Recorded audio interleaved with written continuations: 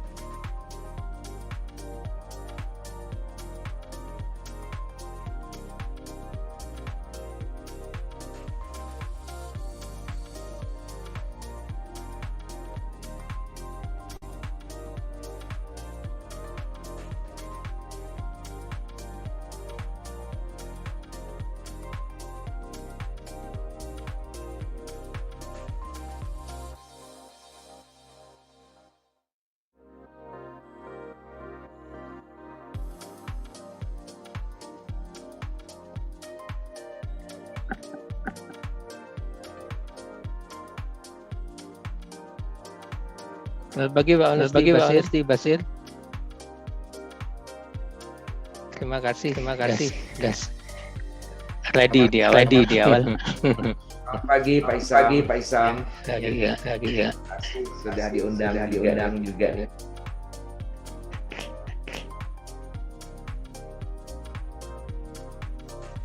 Kami terima kasih Bapak menyempatkan di sela-sela kesibukan.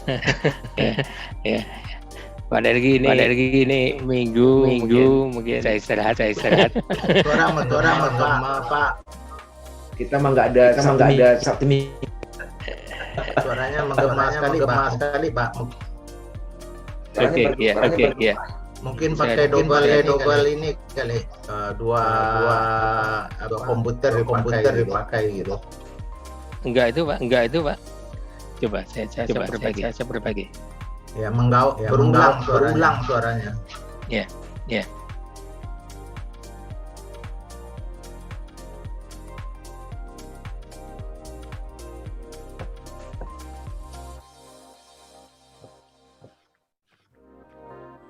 Halo.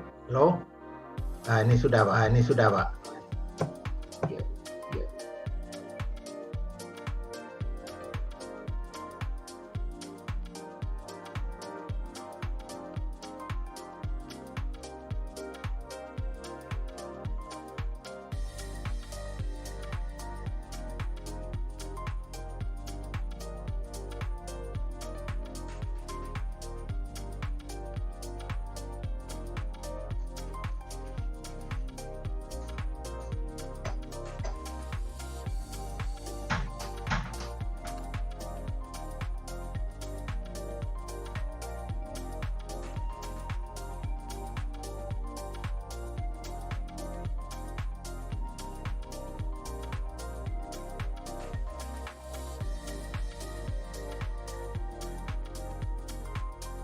Assalamualaikum warahmatullahi wabarakatuh.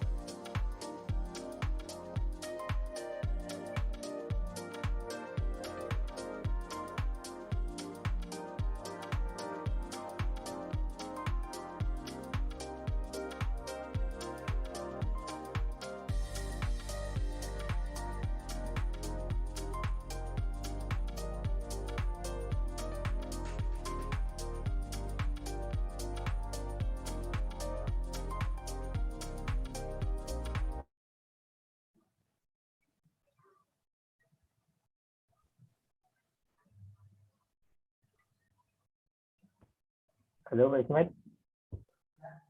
Sudah lebih jelas? Sudah Pak. Oke Pak. Pak Oke, Isam Pak. sudah oke. Coba. Baik.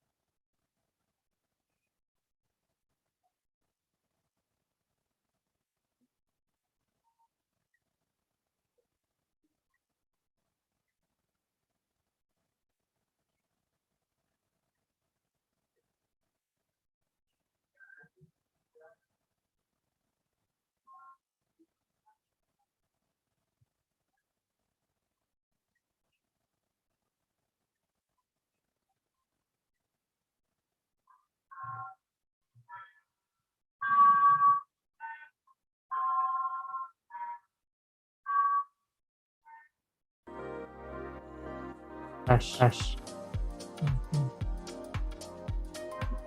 Check.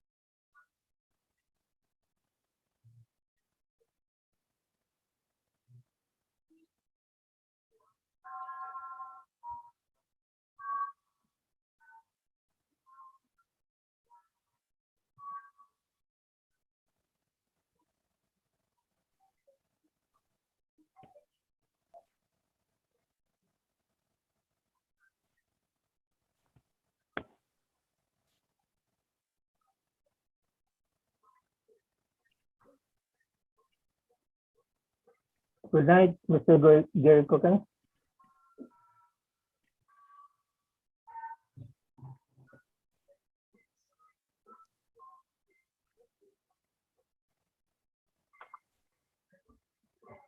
Thank you for being ready early. I'm here. Yeah, thank you. It's late in the US. Yeah, late night, right? Good morning, Gary. How do I pronounce your first name? Susak? Cucu. Oh, Chuchuk. Yes. This is our first time meeting. Yes. Thank you for accepting our invitation. My pleasure. Can you remind me, is my time length 45 minutes or 60 minutes? 45 minutes at maximum. Ooh, I'm going to have to go very fast. I have about 50 slides, but Okay, okay. I'm an industrial engineer. We keep the timing, so Yes. I will keep my eye on the clock. Okay, thank you.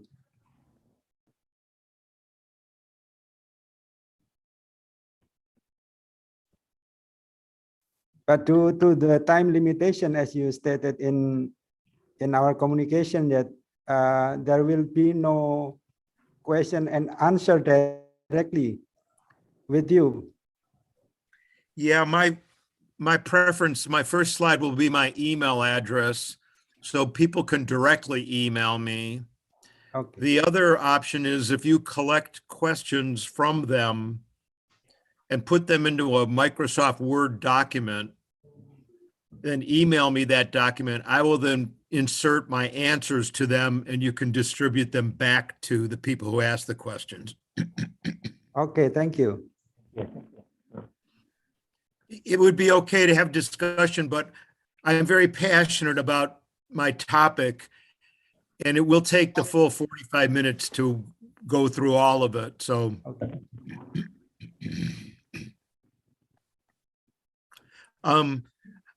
I will need to be given the host to share my screen. Could I do that now? Yeah. Would you like to share your screen, or we can do that for you? No. My preference, oh, I can do it now. Is it okay? I'm going to put it up. Okay. Can you see it? Yes, clearly. All right. But I mean, you need to make your introductions. We start in 5 minutes. Yes. But this prevents any technical problems. Now I know my slides are there.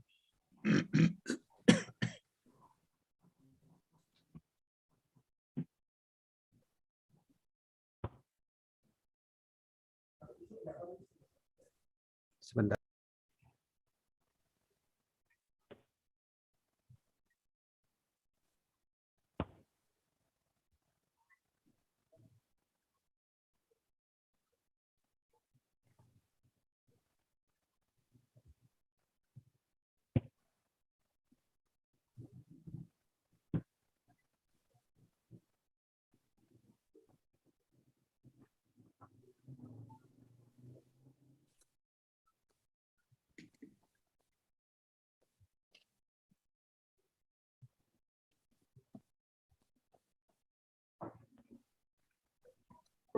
Good morning, ladies and gentlemen.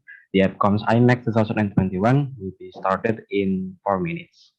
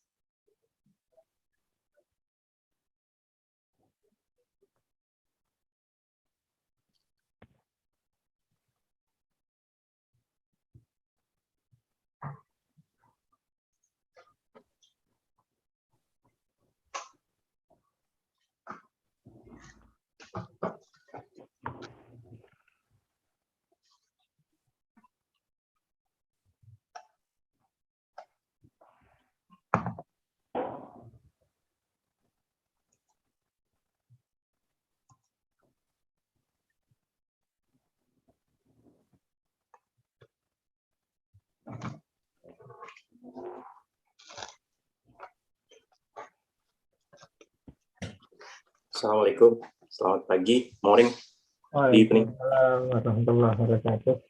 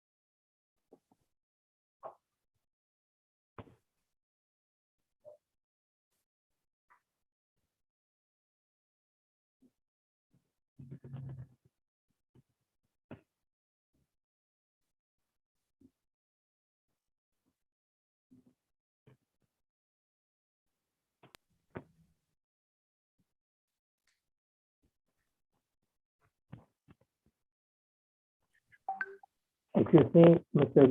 Kirkokan, would you please stop your chat, please? It seems the committee will begin this event.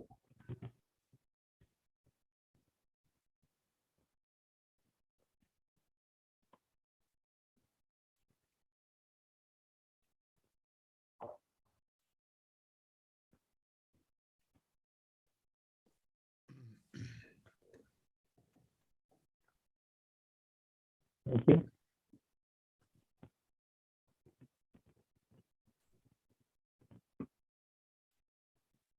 Good morning, ladies and gentlemen. Welcome to the 6th Asia Pacific Conference on Manufacturing System, the 5th International Manufacturing Engineering Conference, APCOMS-iMEC International Webinar Series, Post-Pandemic Recovery, Industrial Engineering Perspective. First of all, let us pray and praise to God, in which because of His blessing and mercy, we can attend this event in our best conditions. Before we start, let's listen to Indonesia's national anthem, Indonesia Raya.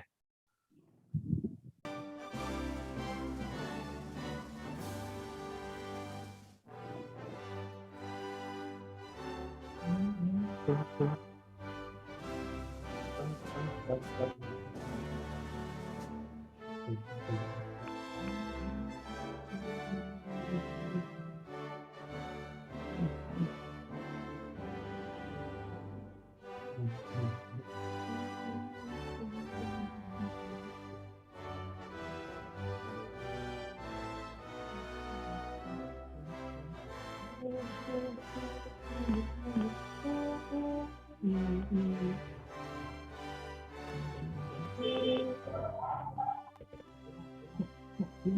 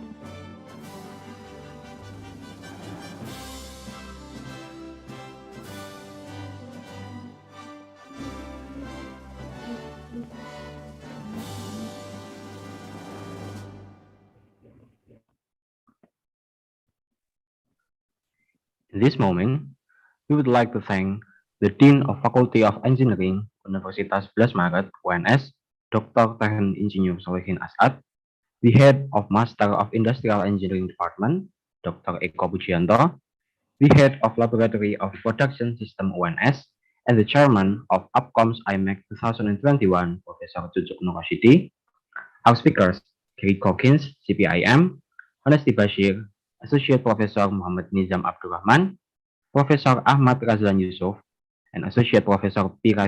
San Setikul, and the participants of the APCOMS-iMEC 2021 for making the time to attend this webinar.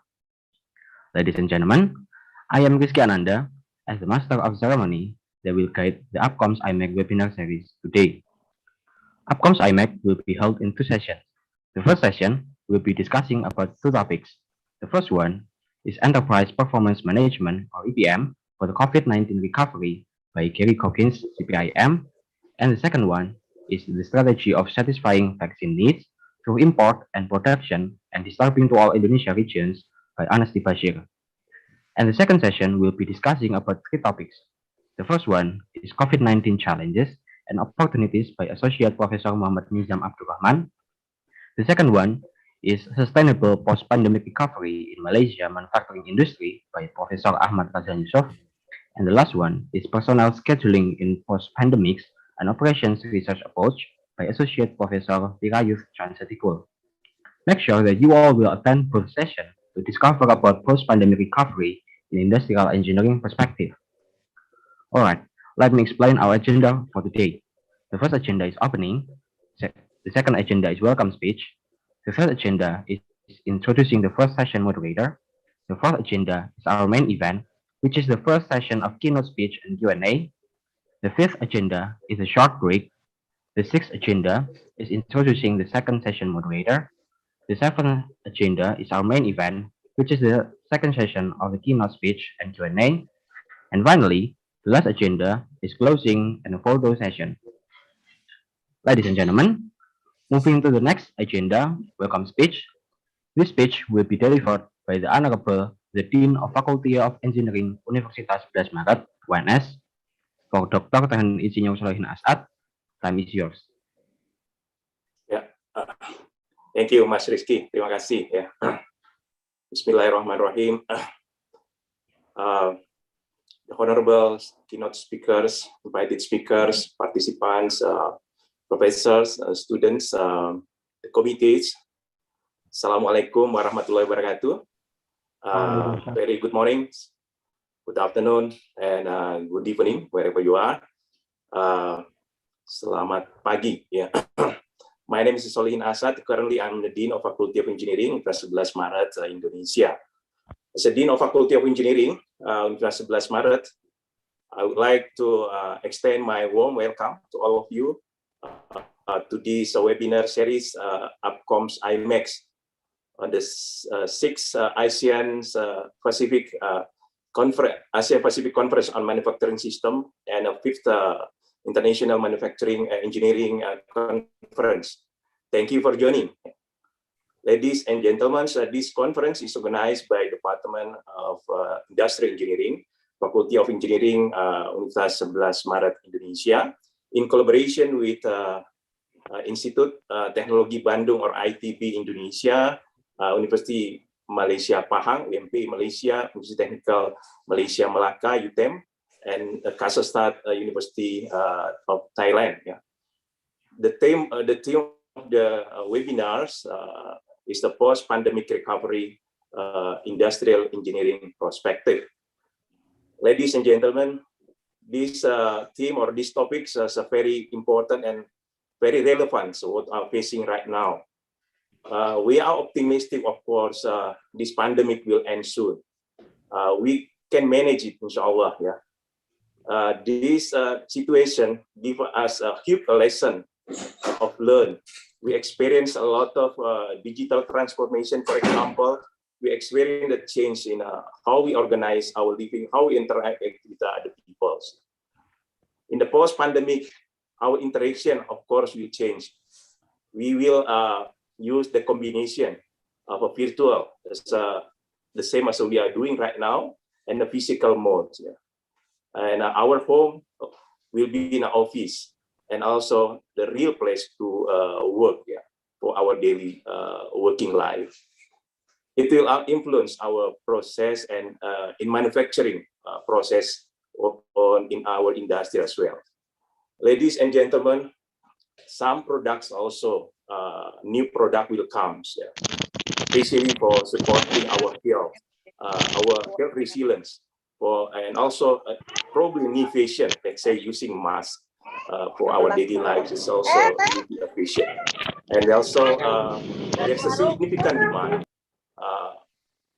of this product will be manufactured, and this will be a big challenge for us, and also a big opportunities for us, especially in industrial engineering.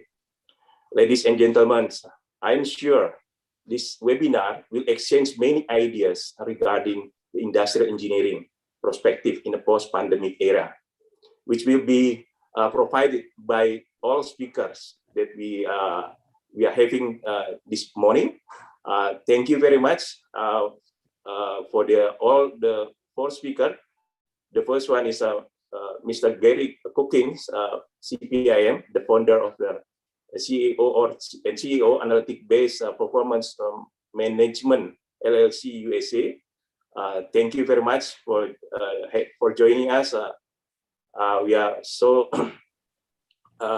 we appreciate so much for your struggle and sacrifice of your Sunday evening right now, because I know this in United States right now probably just 10 o'clock or 9 o'clock in the evening. Thank you very much. The second is for Bapak Basir Honesty Basir, President Director of the PT Bio Farma Indonesia. Terima kasih Pak Honesty atas kesediaannya. Hari ini harusnya Bapak istirahat, tapi kami ajak untuk berdiskusi, ya. And the third, Associate Professor Muhammad Nisam Abdul Rahman, University Technical Malaysia Melaka. And the fourth, Professor Dr. Ahmad Raslan Yusuf from University Pahang, Malaysia.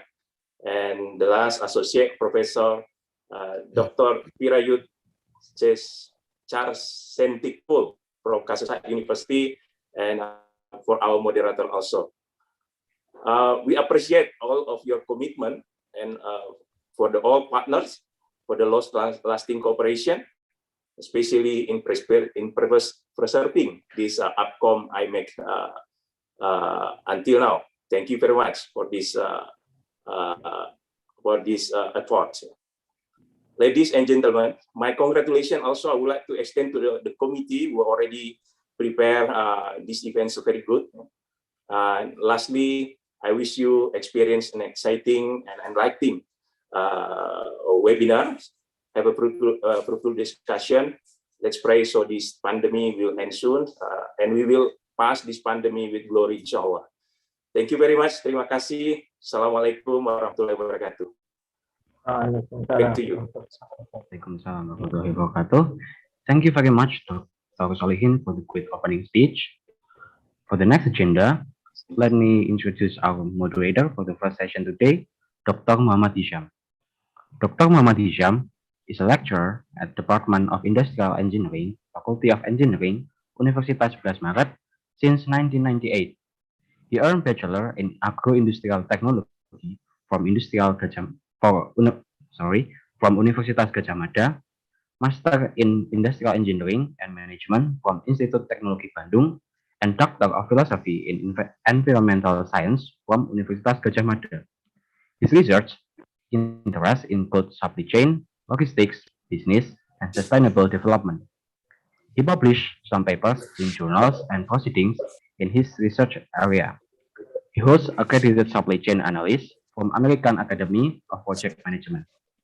And he is the head of Logistics System and Business Laboratory, Faculty of Engineering, Universitas 11 Maret. For Dr. Muhammad Hisham, time is yours.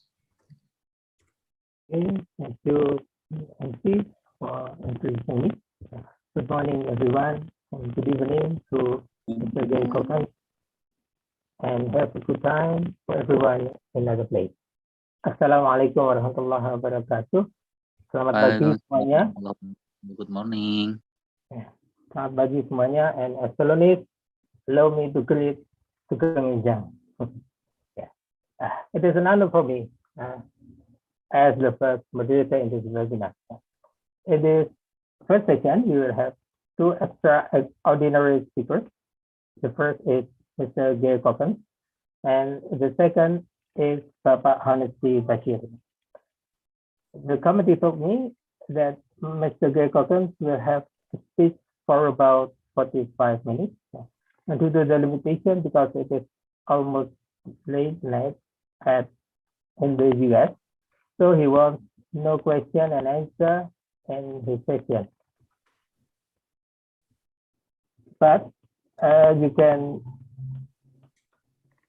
send, you can send your answer, and you can send your question, and he will please to answer. And you can send the email to gcochran@jcochran.com. The committee will give the email address. And also he also offer us that he will answer the question via Google Docs that he will share later. Okay, thank you. And then allow me to read his short biography. Mr. Gary Cochran, CPIM, is the founder and CEO of Analytics Performance Management LLC, a leading consultant in business planning, forecasting, and analysis. Mr. Gary Cochran is an internationally recognized expert, speaker, and author in advanced cost management and performance improvement systems. He is the founder of Analytics Performance Management, an advisory firm located in Cary, North California, at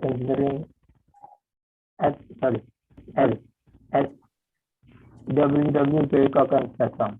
He received a PhD degree with honors in industrial engineering operation research from Cornell University in 1971. He received his MBA from Northwestern University College, Kellogg School of Management in 1974.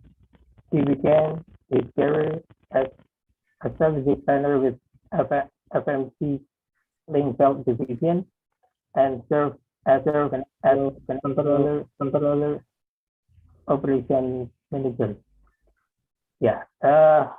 He has many other experience, like in KPMG Consulting, and also he headed National Cost Management Consulting Services for Electronic Data Systems. And he has also he was in business development with SAS, a leading provider of enterprise performance management and business analytics and intelligence software. He has many books, and two most recent books are performance management. The first is finding the missing pieces to close the intelligence gap. And the second is performance management, integrating strategy, execution, methodologies, risk, and analysis. His most recent book, co-authored with Larry Maso, is Predictive Business Analytics, published by John Wiley and Sons. Mr. Calkins can be contacted at gcalkins@jerrycalkins.com. Yeah, from the self-biography, we know that the first speaker is the one that has deep and broad knowledge and experience in business. It is very privilegious for us to have him in this webinar. COVID-19 pandemic has made many business groups bankrupt, and it is difficult for them to start over again. Please take a good attention to his speech entitled Enterprise Performance Management for the COVID-19 Recovery. Please welcome Mr. Jerry Calkins. The time and room is yours. Thank you. Okay, well, can I go? Yeah, And can you see my screen? Can you see my homepage? yeah, okay. All right. Well, we're ready to go. Well, thank you very much. It's a privilege to have been invited to present here. I'm going to try to do in 45 minutes. So I'm looking at my clock, 9:20 here in the US. So I'll try to end at 10:05. This is going to be like an MBA in 1 hour. You're going to see I'm going to cover a lot of material. Again, if you have questions, the options are directly email me. You can see my email address there, or in the chat box, provide questions to the sponsors. They'll put it in a Word document, send it to me, and within 48 hours, I'll answer them. You're more than welcome to invite me to connect in LinkedIn. All right. All right.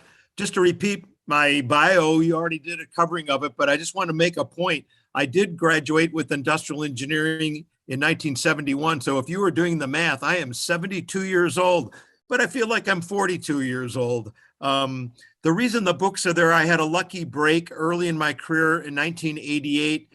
KPMG struck an exclusive contract with Harvard Business School professor Robert S. Kaplan. Many people recognize his name from the balanced scorecard work, but he did the pioneering work in activity-based costing. I got recruited. I wrote a bunch of books, and that explains why the books are there. So let's get going. Who will benefit from this presentation? Managers and executives who are now recovering their operations as the pandemic subsides. Managers who have struggled at promoting financial planning and analysis and enterprise performance management methods into their decision support systems. And managers who intend to champion any or all of these improvement techniques, and they need a compelling call to action. And the reason I have champion in quotation marks is because it's been my observation that although it's nice for senior executives to sponsor new programs or initiatives, often they are preoccupied with firefighting and short-term priorities. It's typically managers 1, 2, 3 levels down on the organization chart who have passion and ask themselves, how long do I want my organization to continue to perpetuate using old or stark arcane methods? And they're the ones that will do a pilot program, a proof of concept, a rapid prototype to basically demonstrate to their line managers and executives, this is the way to go. So it's okay if you're 3 or 4 levels down in the organization chart. I also want to make an observation. I am an instructor for the Institute of Industrial Engineers. Their headquarters in the US is in Atlanta, Georgia. And if you go to their website, iise.org, you can basically see the courses that I teach. Oh, there it is. These will be in the slides that I sent to the staff. You'll get a PDF. Somehow you'll distribute them. There's the link to my course there. Let me start with this cartoon, drowning in data, but starving for information. You've got this poor beleaguered clerk, sad, shoulders hunch, paper all around him, and the supervisor in the doorway to the left is asking him, It looks like you've got all the data. What is the holdup? I gave you the request this morning. How come you don't have the answer this afternoon? And the message is there's a difference between data and information. Data tends to be transactional. We collect it, but you convert the data into information. Now, there is confusion and lack of consensus about what is this enterprise performance management or corporate performance management. They're synonymous. Is it human resources performance management? If you only do a search on performance management, the hits will be the human resources and personnel function, employee appraisals. The issue is we didn't put the E or the C in front of it. It's much more of a broader umbrella. Is it scorecards, dashboards, key performance indicators and measures, and the alignment of managers with the strategy executives? Yes, but that's a subset. Is it process productivity and quality improvement? Yes, but that's business process management. Industrial engineers, we're very familiar with that, but that's referred to as BPM, business process management, or is it all the above and even more? And it is. The good news is this: enterprise performance management to many managers is not anything new that they have to learn. They've been reading about it in magazines and news articles and academic journals for years. The problem is very few organizations have implemented them.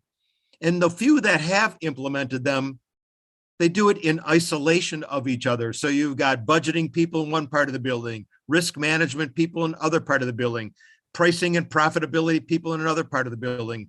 You get a lot more power and synergy when you integrate all of these methods seamlessly, like gears in a machine. And because you're going to get these slides, there's the definition I just provided. It's the integration, multiple methods, with each embedded with business analytics, like segmentation analysis, but especially predictive analytics. And the purpose of all of this is to achieve the strategy of the executives and make better decisions. Now, what has caused interest in it? I'm quickly going to go through 8 reasons there's been interest in the last 5-10 years in enterprise performance management. And then the rest of my talk, I will go deeply into a few of them. The first one, executive frustration with strategy failure. Most executives are fairly good at formulating strategy. Their frustration is the employees and managers don't implement it well. And this is where the strategy map and balance scorecard comes to be a solution. Number 2, increased accountability. Today, there is no place to hide. You will be measured. You will be monitored. It doesn't mean your job is at risk, but it could adversely impact your job promotions or salary increases. Number 3, more rapid decision-making.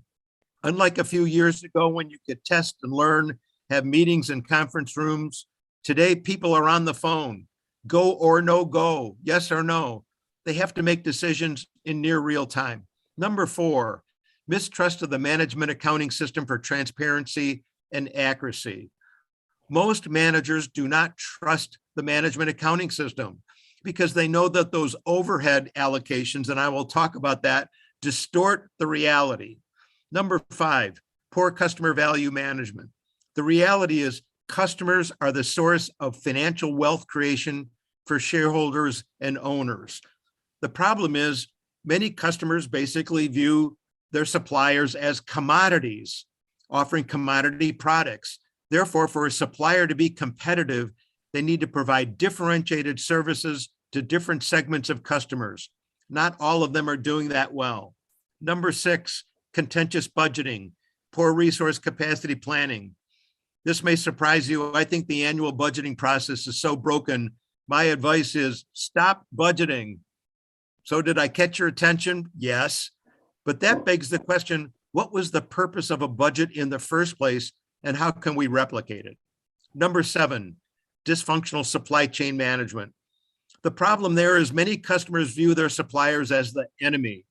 They basically negotiate lower prices, and if they put the supplier out of business, so what? We can always get another supplier. That's got to stop. It needs to be a marriage. The trading partners along the supply chain are competing against other supply chains, so they need to work together. And finally, number 8, unfulfilled return on investment promises from large IT systems like enterprise resource planning systems, ERP. And the issue there is, if you ask an IT director 3 years after they've implemented the large ERP system, you ask them, how well do you believe the return on investment met or exceeded what the software salesman sold you on 3 years ago? Many would say, I don't know. We spent a lot of time implementing it. I don't know whether we've got the payback. That does not mean you shouldn't implement. You must implement ERP systems. But the problem is they produce a lot of data, not the information. So what the corporate performance management methods does is it releases the ROI like seeds from the ground. So in the next, 35 minutes, I'm going to go into these 4 in detail. Let's start with the first one, failure by executives to formulate their strategy. So here's a quick primer about the balanced scorecard and strategy map. Notice above that's the vision and mission statement. That must come from the executives. That's their job. They have to answer the question, where do we want to go? But what the strategy maps and the balanced scorecards answer is a different question. How will we get there? You know, what are the projects or initiatives to accomplish or core processes to improve?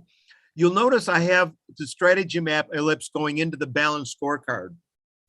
Many organizations claim they implemented a balanced scorecard. This may surprise all of you, but the strategy map is 10 times more important than the balanced scorecard. The balanced scorecard is just a feedback mechanism. Very quickly, generic balanced scorecard. What Kaplan and Norton realized is executives were overreacting to financial results reported at the end of the period.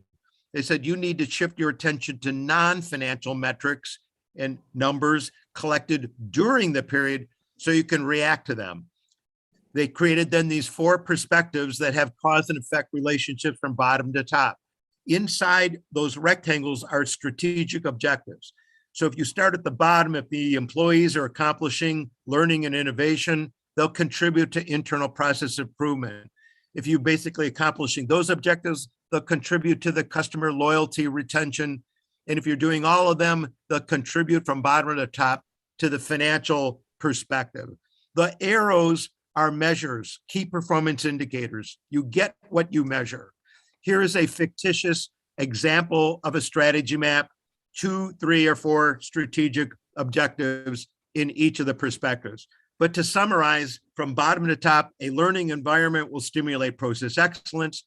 Process excellence will lead to customer intimacy, retention, growth, loyalty. That'll create the financial value. Okay, so that's the primer on the strategy map, balanced scorecard. It's for strategy execution. And when you have measures and the executives put targets on the measures, then it's kind of like the mule or donkey with the carrot. You're aligning the behavior and priorities of managers with the strategy.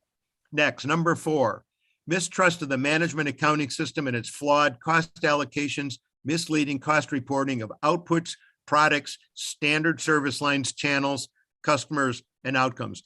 You'll notice, I know we're industrial engineers and we work with tangible products, but many of you listening to me may be from a service organization like a bank or an insurance company or a hospital.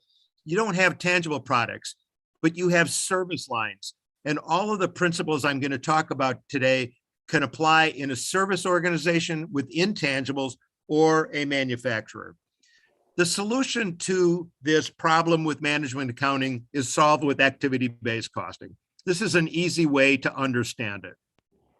Imagine you go to a restaurant with 3 other friends. You order a little salad and the other 3 order the most expensive item on the menu. And at the end of the meal, when the waiter or waitress brings the bill, the other 3 say, let's split this check evenly. How do you feel? This is not fair. This is not equitable. I had the little low price salad. They had the expensive item. They want to split it evenly. That means I'm going to be subsidizing them. So if you were to basically take the overhead, these allocation factors that are traditionally used are flawed. Traditional ones, number of labor hours, number of units produced, sales volume, number of employees per department, square feet, square meters. None of those cost allocation factors reflect the unique consumption that the diverse products and service lines consume of the end-to-end business processes and the work activities that belong to them, which in turn then draw on this expenses, salary, rent, utilities, and so forth. So if you were to decompose that overhead, the indirect expense, into multiple cost pools and trace and assign them with a cause and effect relationship, you'll discover that compared to the traditional general ledger standard costing butter spreading, in reality, some of the products were overcosted, the others must be undercosted, because it's a zero-sum error game. So the simple definition is as if the waiter waitress brings 4 individual checks. You only pay for what you consume. Now, the problem actually begins with this left diagram, responsibility cost center statement. Every manager on the planet Earth recognizes that statement: salary, equipment, travel. But the problem is, when the managers receive this report, they ask themselves, how much insight and understanding do I get about the cost that I can influence and control? And their answer is not much. Notice what I've written at the bottom. When managers get this kind of report above, they are either happy or sad, but they are rarely any smarter.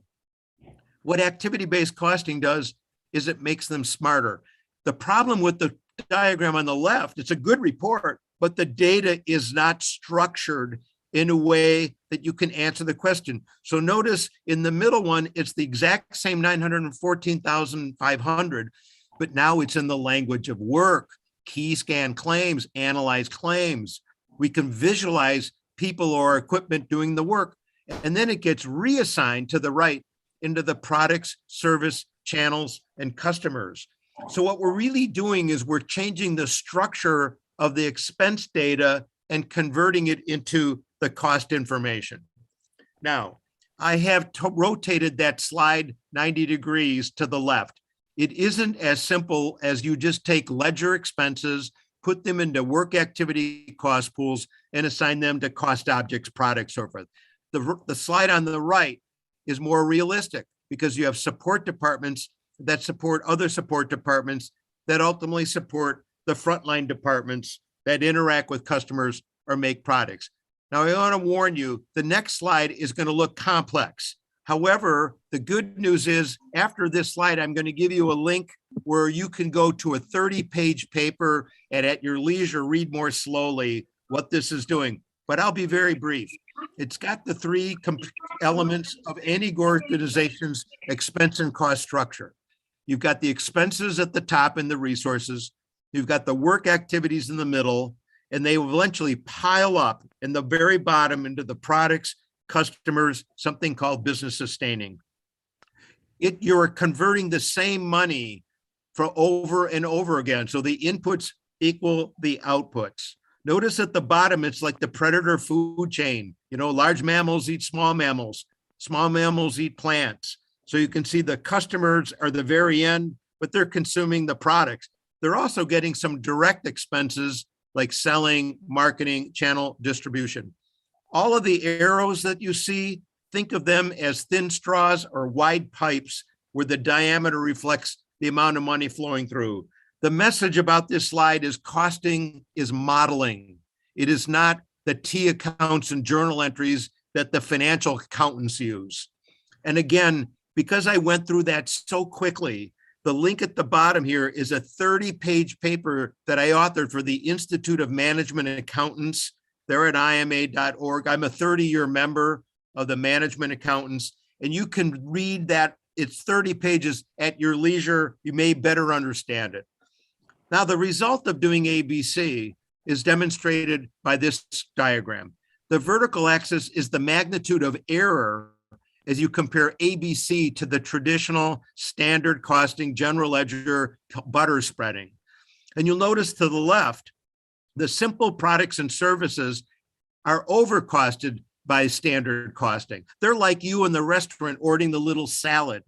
The ones on the right are have been undercosted because they're complex products, and so they're disproportionately consuming much more of that overhead that was being butter spread by the accountants. The impact is significant. It's not 5 or 10% error. It can be 50 to 100%. And the problem is for the simple products, because you think they're profitable, competitors can come in, price 10% under you and steal your business. But worse is on the opposite side, the sales force thinks they're selling profitable products. In reality, they're unprofitable. So the more they sell, the more you lose money. And this is the result. You're looking at real data here. This is what's called a whale curve. And incidentally, I have been to Jakarta 3 times in my life. So I am familiar with Indonesia and I love the food in Indonesia. I just wanted to let you know about that.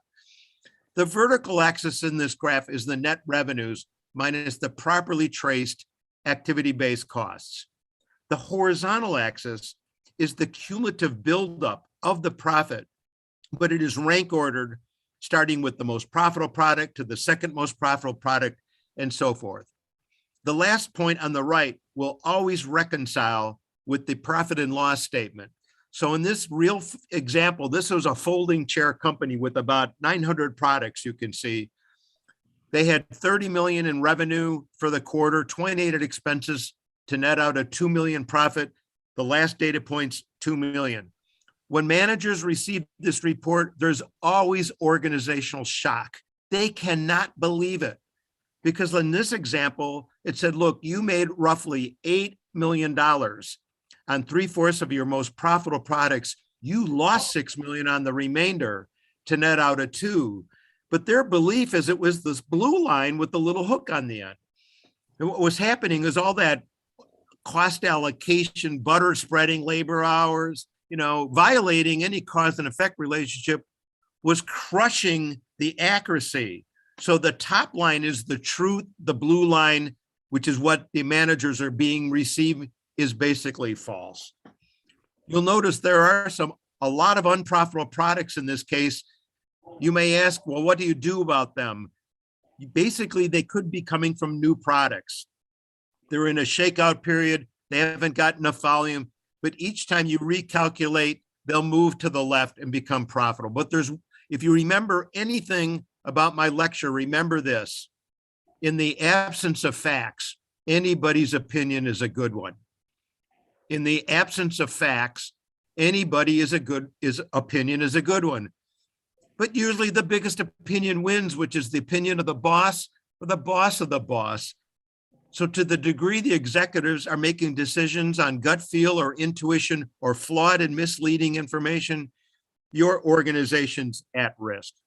Okay, let's move on to the next of the 8 forces, the shift from being product-centric to customer-centric.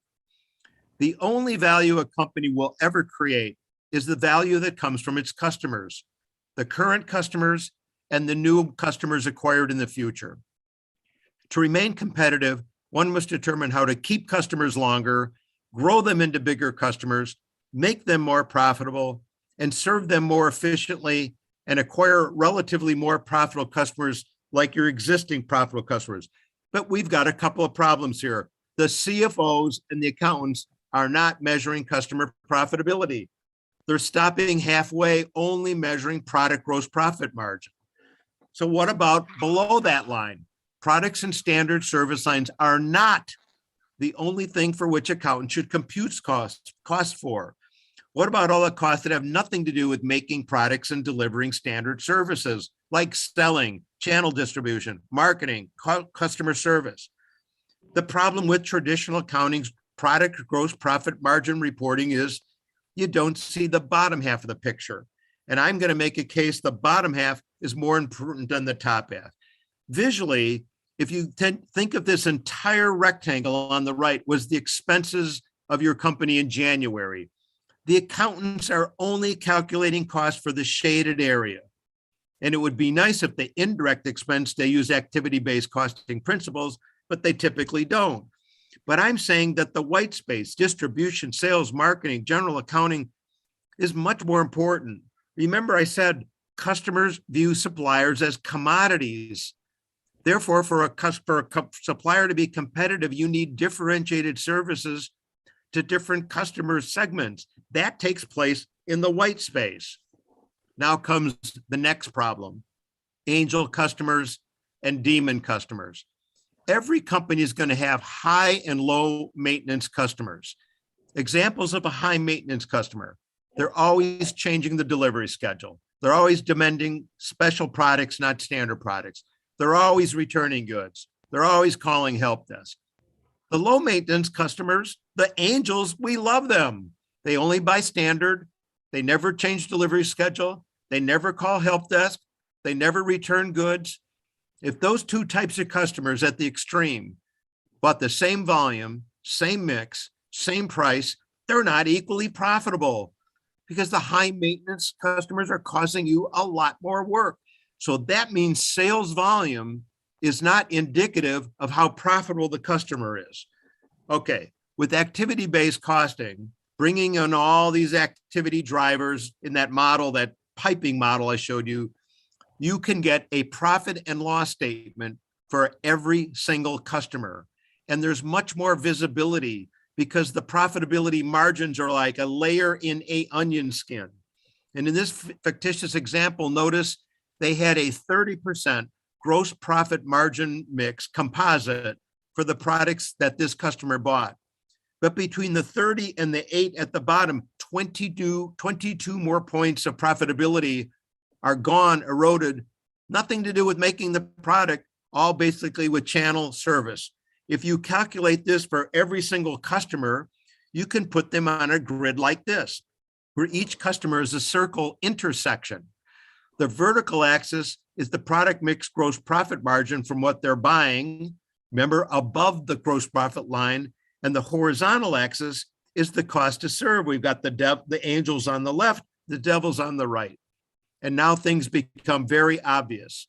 The most unprofitable customers are in the bottom right of this box because they're buying low margin profit mix from you and they're difficult to serve. The most profitable customers are in the upper left, and that's because they're buying high margin mix from you and they're easy to serve. And now the task is move the dots from the bottom right to the upper left. And that's where the marketing and sales people come into play, but they first need to know the facts, and none of them know this information. All right, let's talk about budgeting. Here's the problem. The budget is typically a fiscal exercise done by the accountants that has two problems. One, it's disconnected from the executive team strategy, and it's typically not based on future driver volumes. Okay, this may be funny to many of you. How many of these boxes would you check at the company you work at? Our annual budgeting exercise is invasive and time-consuming with few benefits. Excuse me. It takes 14 months from beginning to end. Well, maybe 6 months. You start the budget process in July for December. It requires 2 or more executive tweaks at the end. What do I mean? When you give the first draft of the budget to the executives, they say there's not enough profit there. Go lower some of the expenses. Next, that budget's out of date in a couple of months after you publish it anyway, because so many things have happened. Next, starves the departments with truly valid needs. Maybe in the next fiscal year, a department is going to have an increasing demand load on it. So you're going to need a lot more people. You didn't give them enough employees. Next, caves into the loudest voice and political muscle. That's gray-haired guys like me. And as I look at the pictures of some of you, I can see some of you guys are in your 50s. You know, you've been around, you know the game, and it's called sandbagging. You basically pad the budget by putting in extra expenses just in case anything will go wrong next year. Next, it incorporates last year's inefficiencies into this year's budget. Our processes were inefficient last year. We replicated it this year. But the last one bothers me the most.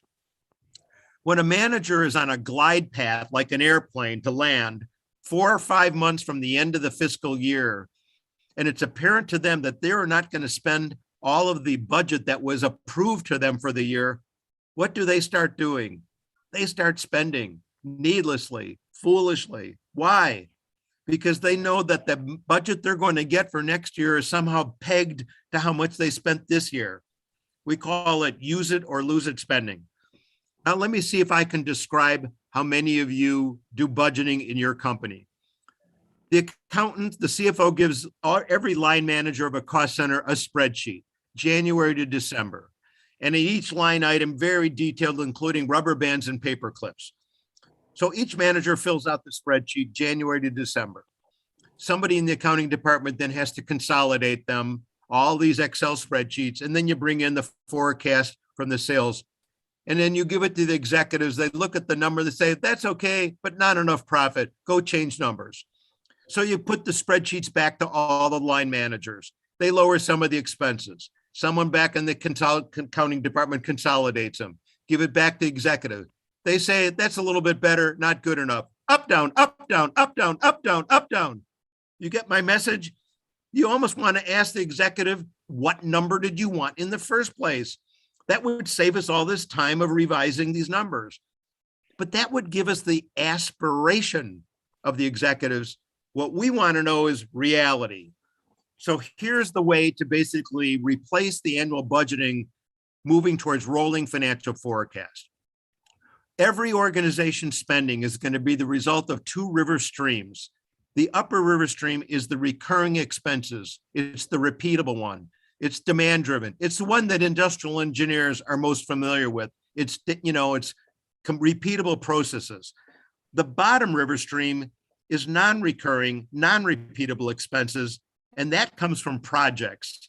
And briefly, I'm going to describe 3 projects to you. Capital projects, you're all familiar with. Strategic projects, those are to execute the strategy. Risk mitigation projects. So let me decompose them. For the repeatable work, remember the activity-based costing that we did for strategic profit margin analysis? That was looking through the rear view mirror last month, last quarter, it was historical. But for the predictive view, there is a technique of basically calculating your ABC costing model backwards. You now forecast the volume in the future. You multiply it times unit level cost consumption rates to basically calculate how much capacity do we need? How many employees, what type and wages? So to explain this a little more, the historical view, see the blue box in the upper left? We know the spending to the euro, to the dollar, whatever the currency, we calculate the cost. But look what we pick up. Unit level cost consumption rates. What's the cost per material move? What's the cost of a blood test in a hospital? What's the cost of processing an automobile loan? Each loan. And for the predictive view, we now forecast the volume and we calculate backwards.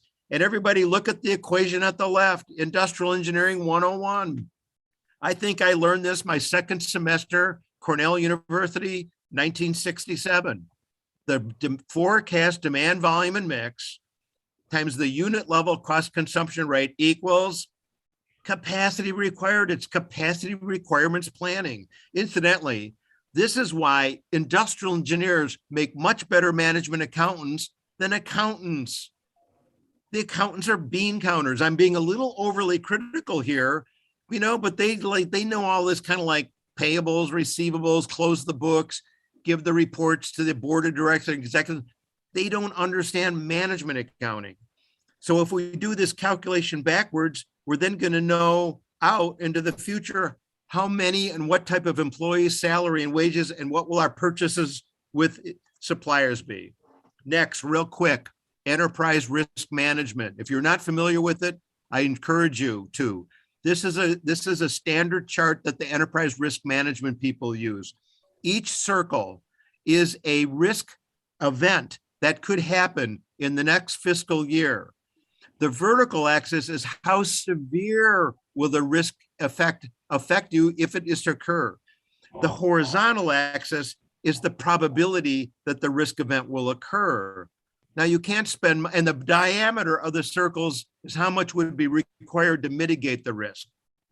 Now, obviously you can't spend money on every possible risk, but in the upper right corner, those are the ones that'll be very painful and highly probable. So let's put money on them. So let's go back to our lower river stream. For the upper river stream, we want to calibrate with an ABC model our unit level consumption rates, calculate backwards, solve for the level of capacity and spend. For the bottom river stream, we want to go to the strategy map. Remember that at the beginning, each strategic project, how much will it cost for us to fund that project, to execute the strategy, and then risk mitigation. Now get ready. The next slide is going to be a decomposition of this one. little deeper, but you're going to get these slides so you can look at them at your leisure. But let me go through them quickly. The shaded ones are the upper river stream. The ones to the left were the 3 projects. Put your eyes on the bottom right shaded box. It says derived budget. Notice directly from the top, from the capacity resource plan, operational budget. From the left are the 3 projects: capital budget, strategy budget, risk budget. This is a much better way than those spreadsheets going up, down, up, down, up, down. They're not sensitive to volume. Because look at the box that says forecast driver. The input is going into the traditional driver base. So there's our industrial engineering 101 equation. Forecast volume and mix times unit level cost consumption rate equals capacity required, number of person hours, number of kilograms, number of pounds, number of employees. I hope as industrial engineers, you are all relating to this, because you could actually go into your accounting office and teach them the proper way to do things, because I'll tell you what, many accountants are in the 1960s. But there is still a problem. When we come up with this much better number, notice the diamond at the bottom right, acceptable cost, we give it to the executives, they may not like it. They may say there's not enough profit, go change something. Well, the temptation might be, well, let's eliminate or postpone capital projects. Let's eliminate or postpone strategy projects. Let's eliminate or postpone risk projects. All bad. If we eliminate or postpone any of those, they're going to severely affect us.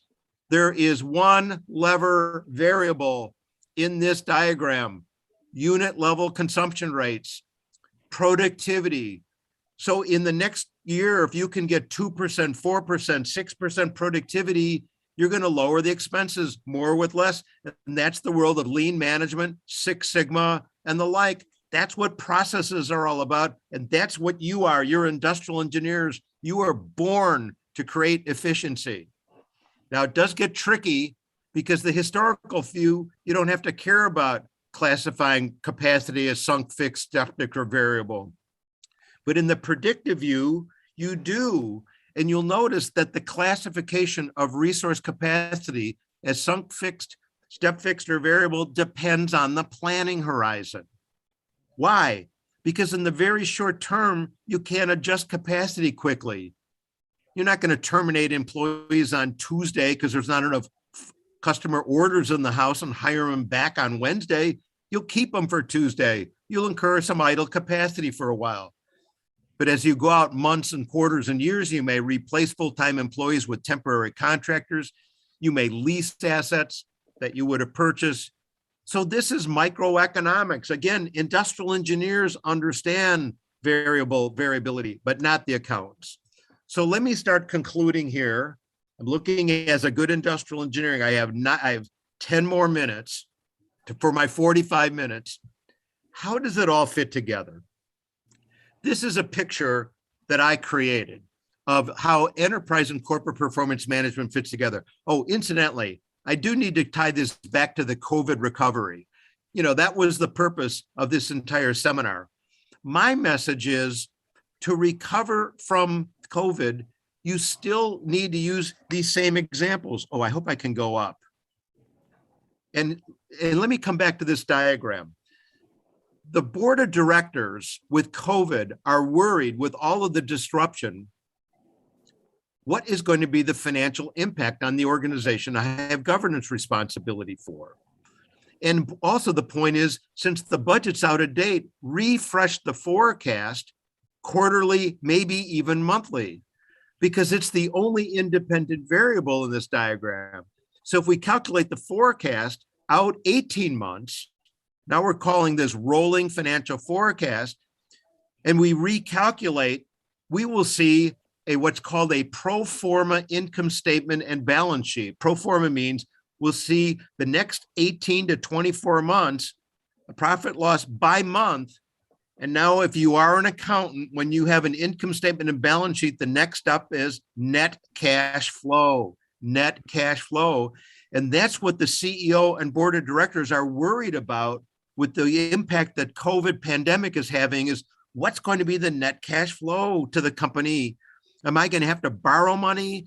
Is the bank going to loan me money? Do I need to get out stock? You get the idea. So that is my presentation here. I'm linking the COVID recovery is the ability to calculate what I just described. So let me come back to the diagram. Notice I said at the beginning, customers are the source of value creation for shareholders and owners. So see the box with the customer goes up, over, down. We want to connect customers to shareholders. All right. Where's analytics and management accounting in my diagram? It's not in there. Why? Because the output of management accounting and advanced analytics, regression, correlation, clustering, association, segmentation. Notice I'm showing this types of toolkits and a data science. It goes everywhere. All right. How does the diagram work? If you start at the customer satisfaction box, notice to the left, it goes into the strategy and mission based on the needs of the customer. So that's where the executives are formulating the strategy. They will then communicate it to their managers and employees using balanced scorecards and dashboards. If that's communicated with targets on each of the KPIs, then every day, look at how the KPI score feedback. If every employee every day can look at their dials, their 3 dials, then they can answer the question, how am I doing on what's important? I'm going to repeat that. Now they can answer, how am I doing on what's important? And if every employee can answer that, then they can answer, how are we doing on what's important? So that's the strategy execution. Now look at the box, the inside, the big box is all your employees and your assets. Now from the box to the customer, that's the targeting. Remember, customer profitability. They need to answer the question, which type of customer is more attractive to retain, to grow, to win back, to acquire? Which types of customers are not attractive? And for the ones that are attractive, how much do we optimally spend? With price discounts, coupons, offers, deals. We're trying to win over customers. Okay, now the circle in the middle, that's the industrial engineering world. Take the customer order, complete the order. The most dominant end-to-end business process is order fulfillment. So you can see better, faster, cheaper there. So here's the point. I hope that my Zoom is showing you these bubbles flowing through. I'm going to presume you can see them. This is happening every minute, hour, day, week, month, year. These are like the blood veins in your body. The big box is your heart, and this is a thing flowing through. But here's the point. If some of those veins are restricted, then the money doesn't get all the way to the shareholders. Notice in the bottom right, it leaks into the sewer. So to the degree we have inefficient or poor processes, we're targeting the wrong type of customers, we're not maximizing, optimizing shareholder and owner wealth creation. It's less efficient. So I want you to think about this sort of as the optimism, the vision of the future. Now I'm going to finish with my big frustration. Why is it taking so long for organizations to implement all of these methods? Well, there are 3 barriers. Let me start with the first one. It's an IT technical barrier. Dirty data, low quality data. But the IT department has a tool called extraction, transform, and load, ETL. It's kind of like a water purifier. They can clean up the data. Also, larger companies may have multiple hardware vendors. They've got Hewlett Packard, they've got Dell, they got IBM. IT can fix that. Number 2, perception barriers of excess complexity and affordability. Most managers think it takes way too long and too complicated to implement any of these methods. And I didn't mention it, but you're more than welcome to email me or go to my website. See at the bottom left, I have techniques called rapid prototyping with iterative remodeling. You can implement activity-based costing system 3 weeks, not 6 months. You can implement a strategy map with a balanced scorecard 1 day. Just send me, I wish I had more time than the 45 minutes. I would describe how I do it, but you're more than welcome. I think I describe it in my website, or just directly email me, especially if you're a consulting firm or a CPA firm. Definitely contact me, because I can train you how to do these things. I'm 72. My career is over. Right now, I like transferring knowledge, what I'm doing here. But number 3, the biggest barriers got nothing to do with technology, nothing to do with software, nothing to do with any of this. It's all about people. It's resistance to change, culture, and leadership. What do I mean? Resistance to change is human nature. People like the status quo. Only babies like change, with their diapers.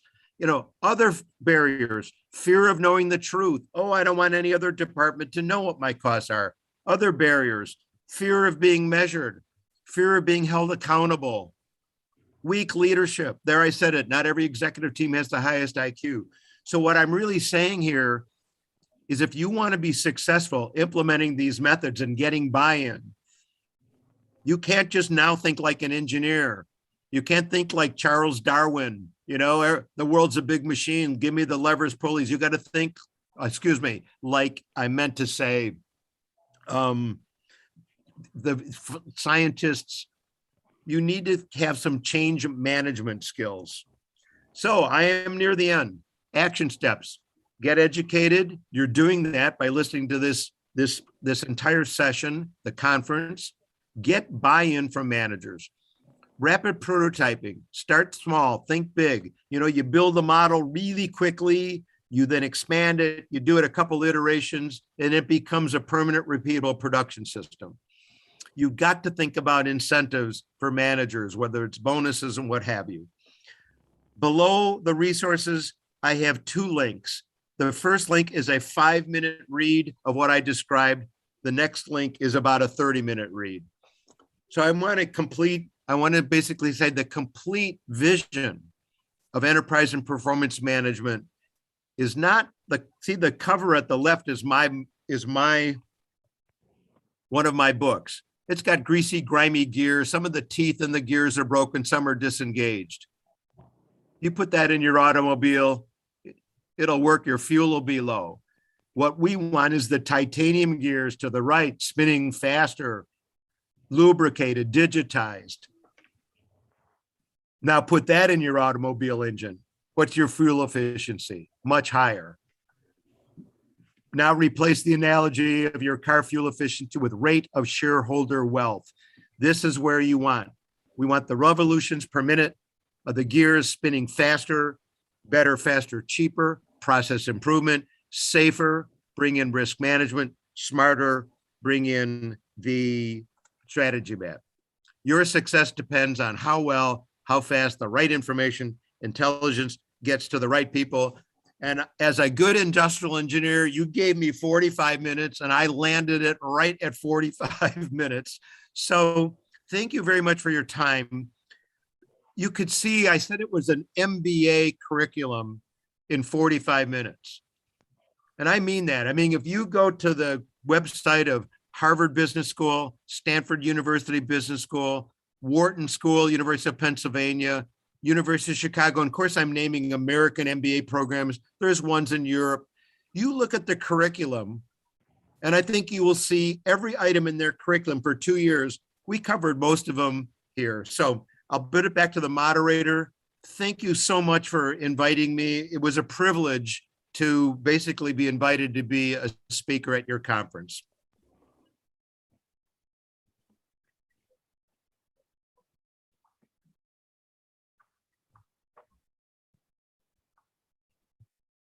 Okay, thank you very much for your inspiring presentation.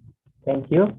I don't want to make any conclusion because the presentation is very rich and very meaningful and beneficial. I pray I will reduce the previous value. Okay, thank you very much to Mr. Gary Cochran. Thank you for very inspiring presentation. Please give Mr. Gary Cochran a big applause. Yeah. Thank you. Thank you very much. Thank you very much. Okay. Okay, and then allow me to continue. The second part of the session, we will listen to a very valuable speech for about 40 minutes.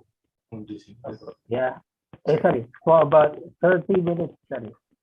30 minutes and 10 minutes for question and answer. Yeah. Allow me to introduce our second outstanding speaker. Bapak Honesty Basir is a President Director of PT Bio Farma Indonesia since 2019 until now. He has job experience as President Director of PT Kimia Pharma TPK in April 2017 until 2019. Yeah, he has many experience in other business and in telecom, and also he graduated from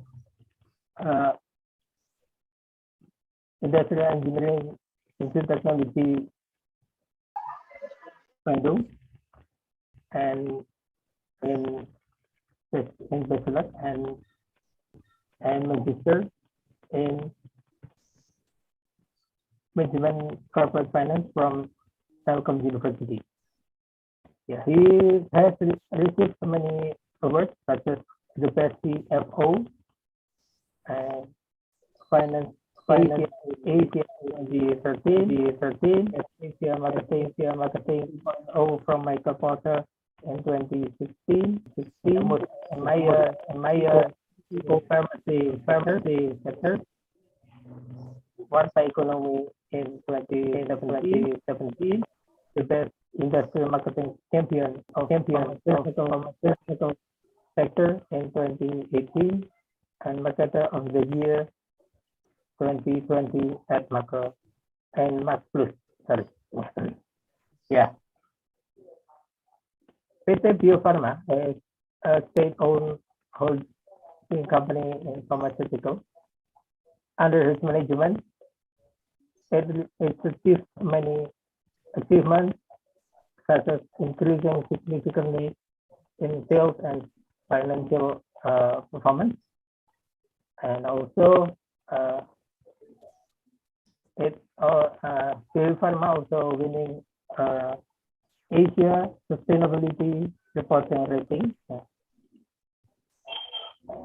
event, which is organized by National Center for Sustainability Reporting and Institute of Certified Sustainability Practitioners with Group rank. Okay. It means that Bapak Honesty Basir is not only a man that NATO, you know NATO. NATO is an abbreviation of no action talk only, but he achieved many achievements for not only his personal but also for his company. He will share his knowledge and experience in this webinar. Without any longer, please welcome Bapak Honesty Basir. Time and to yours. Thank you. Thank you, Mr. Moderator, Pak Hisam. Thank you for inviting me in this webinar. Actually, it's a good opportunity for me. Distinguished speakers, all the professors, also the lecturers, and all participants who joined in this morning webinar. Assalamualaikum warahmatullahi wabarakatuh. Good morning, good evening for everyone, wherever you are. So, can we share the... So, while we are waiting the material, so for me, the pandemic is not only just what will happen today, but for me, the real transformation officer. The pandemic, the transform us, the change all of our aspects in our life, not only healthcare, but also the economics, lifestyle, demographic, etc., etc., and etc. So, in this events, please allow me to present for around 30 minutes. I try to make more faster. Our experience, yeah, how we manage all the supply constraint, and also how we distribute, and also how we monitor the distribution, not only vaccine, but also for all the ingredients that we need to manage and to protect our people from the pandemic COVID-19. I think it's also the part of industrial engineering perspective. As mentioned, as read by moderator, even though I myself graduate from industrial engineering, but for almost 25 years, my working experience, I never involved in the real industrial engineering sector. I start my working experience in telecommunication for 23 years. And then I moved to pharmaceutical industry. There's something is very, this very different gap, yeah, between the telecommunication, also the pharmaceutical industry. And then I moved to the holding company as a Indonesian startup enterprise pharmaceutical company in 2019. And then the beginning of 2020, we facing with the pandemic COVID-19. It's not the easy one, yeah, because all the people trying to fight with this, and also this is in the sector we try to contribute how to manage these pandemics, and also all the ingredients that we need, yeah, to protect our people. So my title for this presentation is the strategy of satisfying vaccine needs through import and production and distributing to all Indonesian region. Actually, this is our I try to sharing our experience, yeah, how to manage the supply, to distribute the vaccine, also the drug, and also the medical device through Indonesia, and also how we during the distribution of all the products, we try to keep the standard, yeah, from the WHO and also to Ministry of Indonesia, Ministry Health of Indonesia, to guarantee the quality, the reality of our products. It's safe and also can give to the people who eligible to get these sort of products. So let me start with the short brief about the biopharma. Biopharma is, next slide. Biopharma is the holding company for Indonesian enterprise, especially for pharmaceutical sector.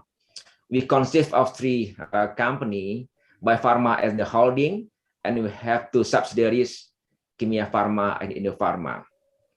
We exported more than to more than 150 countries around the world, especially for polio vaccine, which is more or less 2/3 of polio vaccine for global is supplied by Biopharma.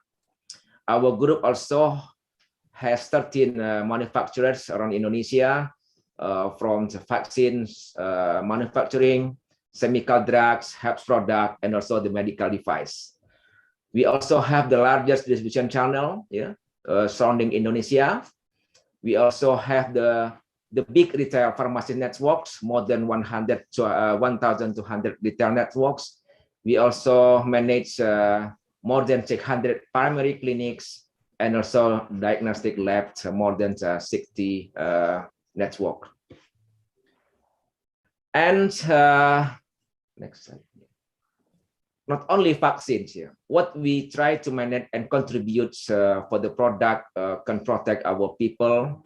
In terms of vaccines, right now we have so many collaboration with the vaccine manufacturer like Sinovac, Sinopharm, Novavax, AstraZeneca, and also we distribute several vaccines like Pfizer, Moderna, Johnson & Johnson, and so on and so on. In terms of medicine, we produce and we also distribute so many drugs that's using during the pandemics, like maybe some of us a little bit familiar with this product, and maybe some of us is not familiar. things like favipiravir. These are the antiviral products. We also have remdesivir, also tamifir, and so on. And we also manage some health service here to support, to help the people who need the health services. We have Kimia Pharma, Apotek, this is our retail pharmacy. We have Immunicare, that's our health service.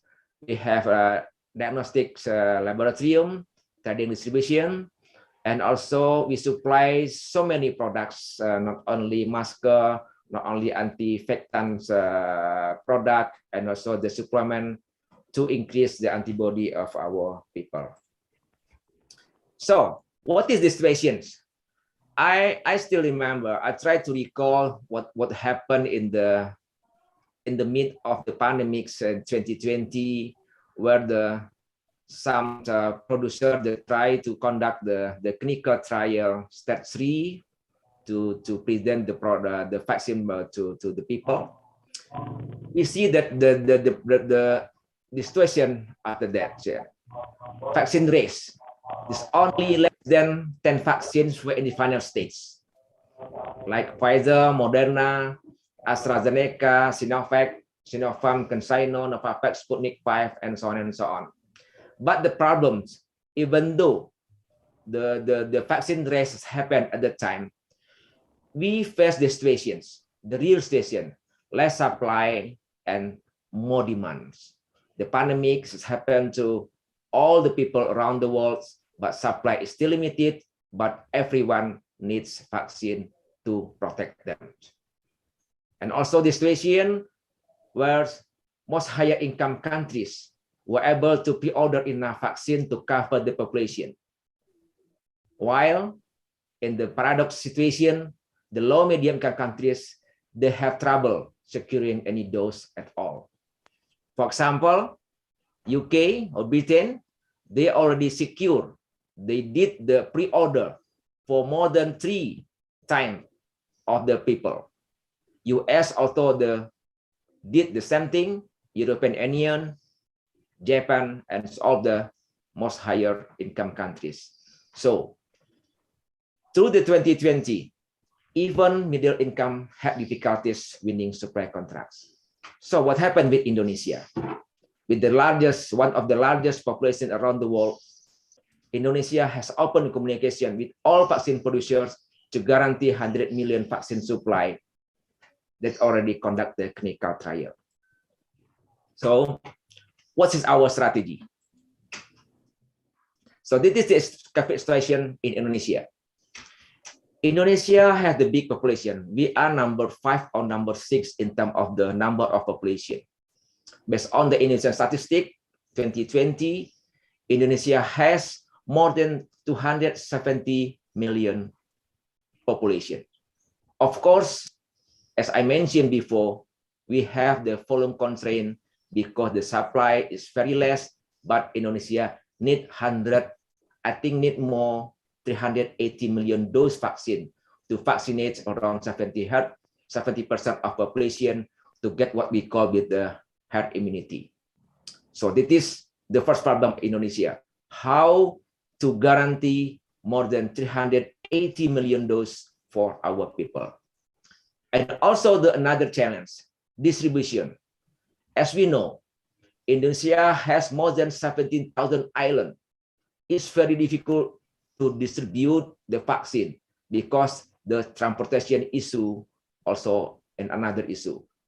We need the system, how to integrate, starting from the production, distribute, vaccination, execution, reporting, and also the evaluations. I think it is a part of what I learned during my study in industrial engineering. We need integrated IT system. We need cold chain management because all the vaccine need the certain temperature to guarantee the quality of the vaccine. So we need to also to manage the cold chain management to guarantee the quality of our vaccine. Another problem, vaccination speed. Because of the geographical situation, because of the more than 270 million people, we need the population data. And also, this is a problem in the beginning of pandemics. We don't have yet the integrated data of Indonesian population. The data is distributed in so many departments. The data also distributed in so many corporations and so on and so on. We should think how to integrate the data, because it's time for us to have the one data about the Indonesian healthcare situation. The pandemic, I think, is the positive way. If we think what the benefit of pandemics, it's time for us to integrate the data, and maybe in the future, Indonesia has the centralized data for every population. Vaccination speed also has a problem. We challenged by the geographical condition, 70,000 island. I think it's also we have to think how to manage this. And also another issue, the social issue, acceptability. As we know that Indonesia, more than 85% is the Muslim community. The halal issue is also the big issue for us when we want to give the vaccination to our people. So right now, based on the number, yeah, back to the COVID confirmed case of COVID Indonesia, more than 4 million people already infected, and we are very sorry about this. More than 140,000 deaths, but also we managed this pandemic very well. More than 4 million recovered from these pandemics. And then, what is our supply strategy? We divide into the 3 strategy. What we call it the short-term strategy, mid-term strategy, and also the long-term strategy. Short-term strategy is the fastest way we have to manage, because every day we heard our people get infected by this virus. So there is another thing. We have also to fight. We also to open the communication and also discuss, negotiate with all the producers how Indonesia can get million doses of the vaccine. So this is in the short term what we did. The first is we import the ready-to-use vaccine. Yeah, we conduct with the several mechanisms, several business model. First is B2B, direct agreement between Bio Farma and the vaccine producer. So this is the result. Until today, we already guarantee the Sinovac vaccine, the final products, more than 100 million doses. We also get supply agreement with AstraZeneca, more than 50 million doses. From Pfizer, 50 million doses, Novavax, Sinovac, and so on. And we also have the agreement, multilateral agreement, especially with COVAX and Gavi facility. COVAX and Gavi is the independent body built by several donors and also the several philanthropy institution with the several countries. They try to get so many vaccine supply and distribute as a free facility to all the country who need the vaccine. We get more than 100 million doses from multilateral mechanism, and also we get more than 20 million doses from bilateral mechanism.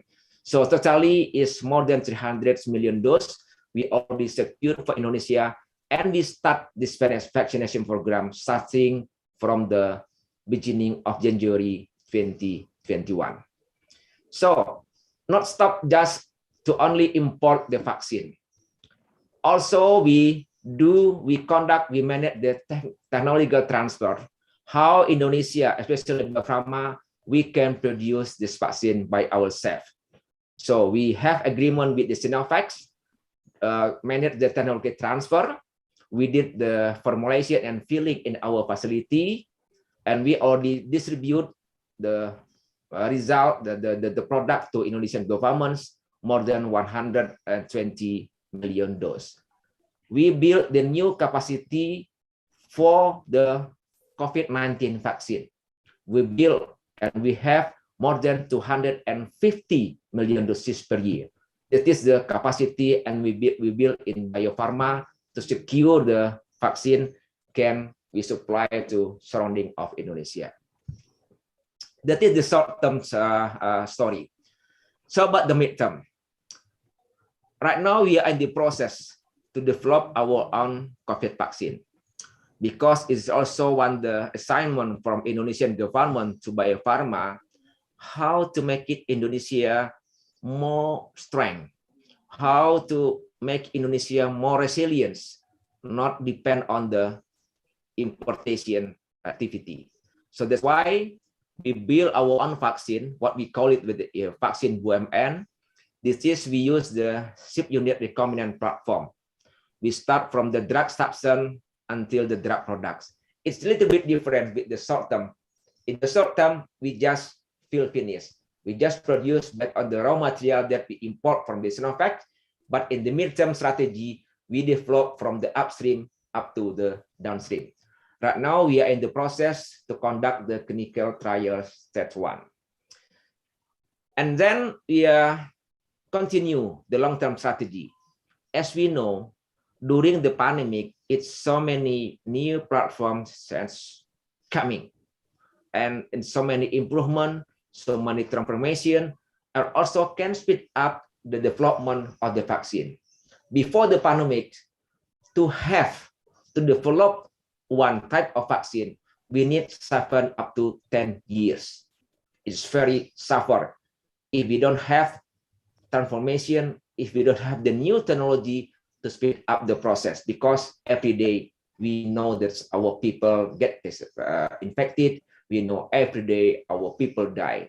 So we have to also to think in the future how Indonesia can acquire the technology that can speed up the process of development of the vaccine.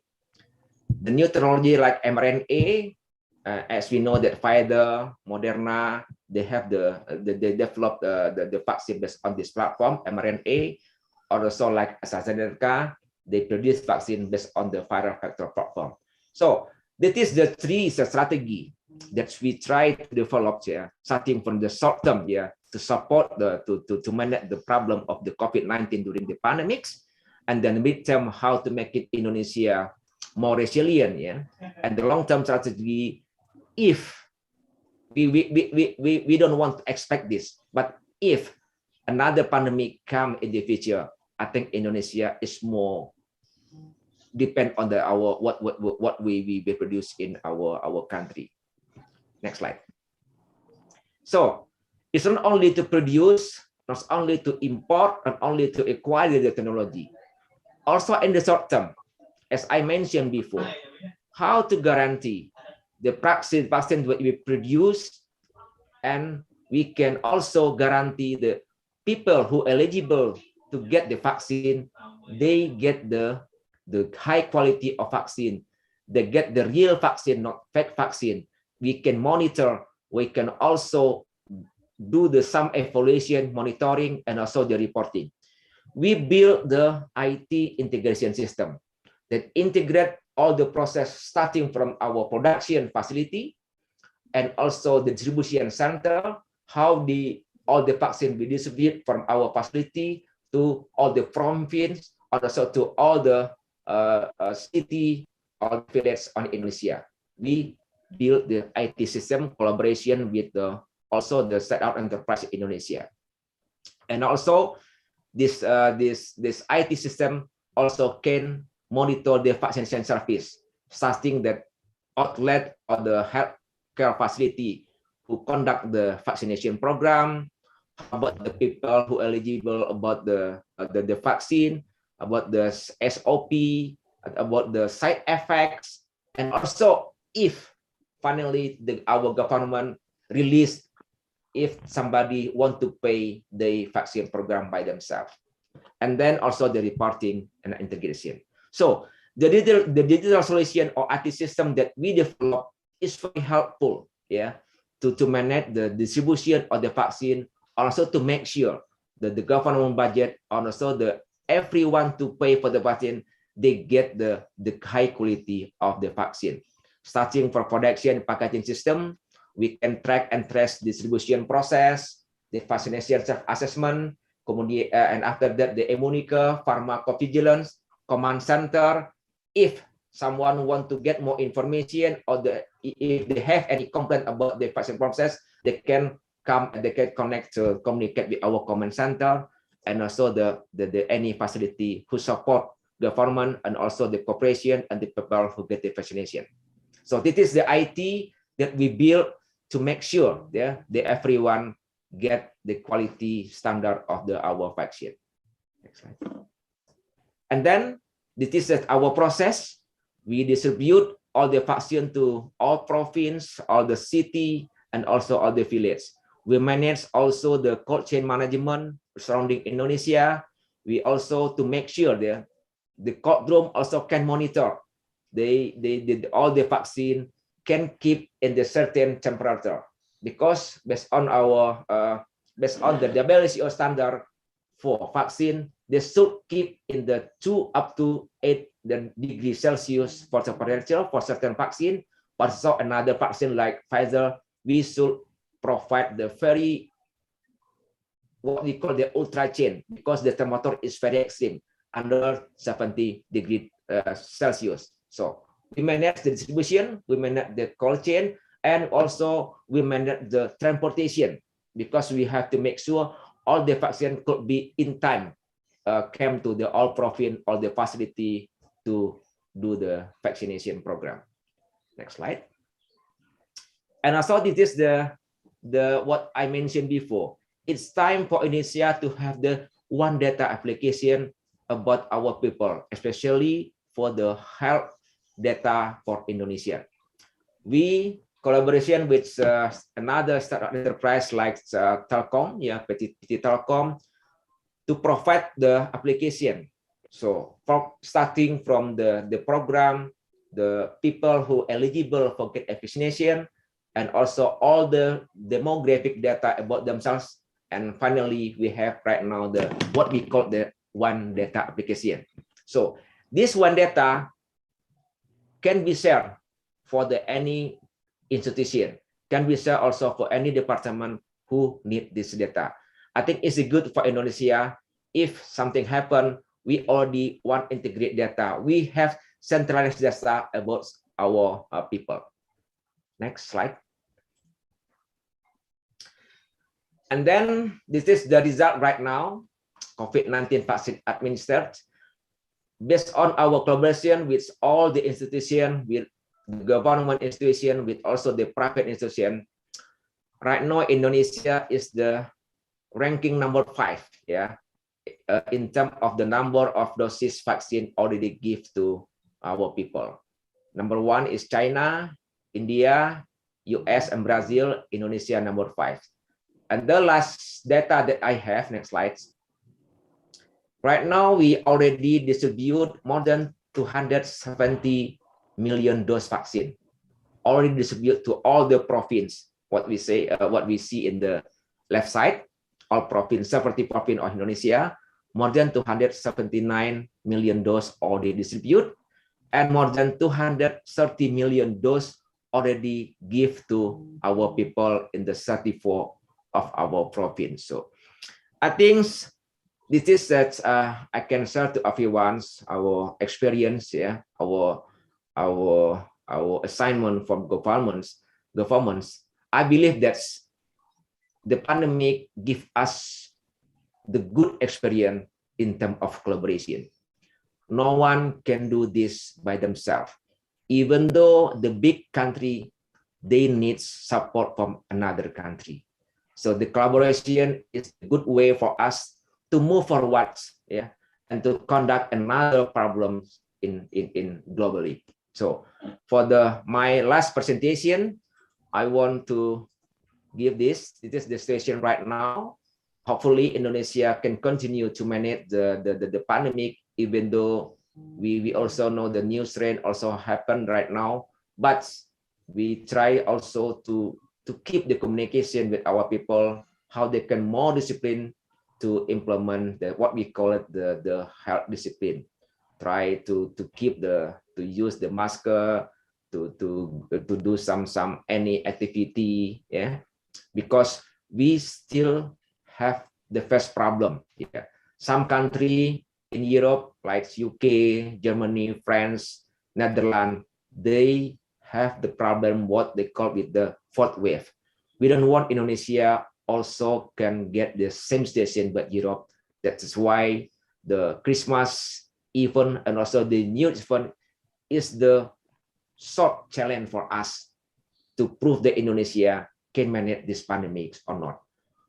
I also hope everyone in this forum and also anywhere keep to communicate and also to say that we try to keep our discipline in terms of the healthcare procedure. Next slide. And finally, to close my presentation, as I mentioned, the collaboration is the key to manage the pandemics. I can say that together we are stronger, together we are bigger, and together we are faster to protect our people from the pandemic COVID-19.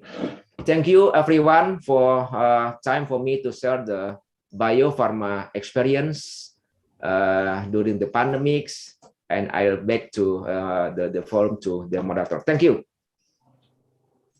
Okay, thank you very much, Bapak Basir, for very valuable and precious presentation.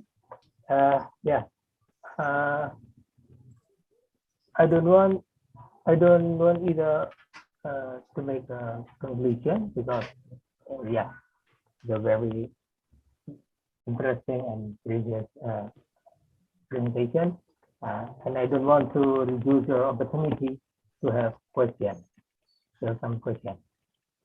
So please raise your hand to ask questions directly or write your question in chat box. Yeah. Okay. We have 10 minutes for question and answer.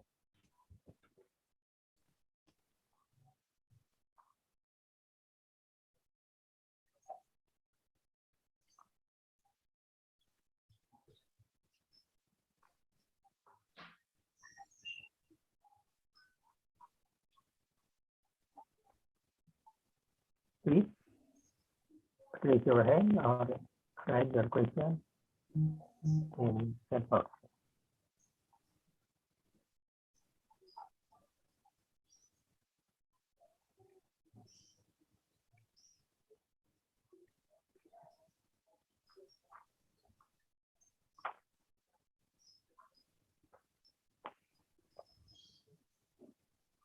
Okay, if no question, allow me to have a question.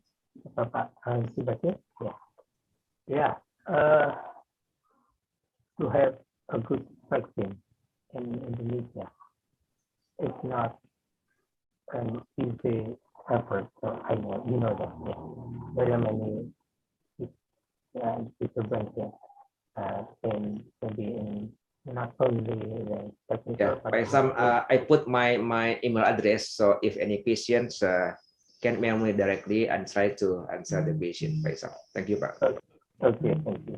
Yeah. Thank you.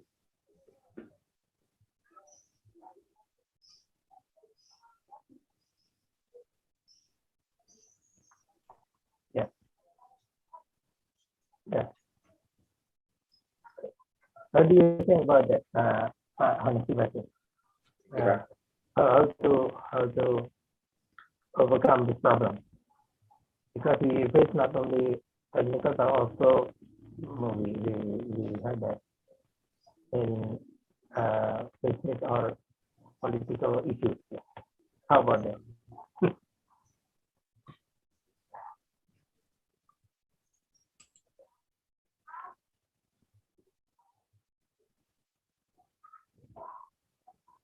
I can hear your voice clearly, Pak Hisam.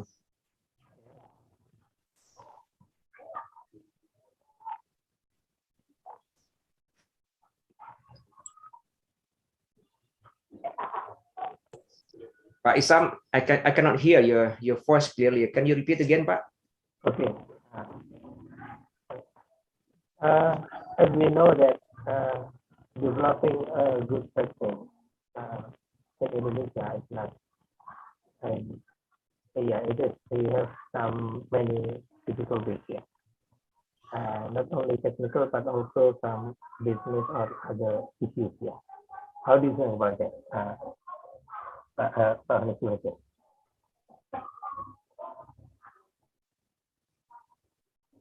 Yeah, I think that's as I present, because the Indonesian population, we need more vaccine because our geographic station 17,000.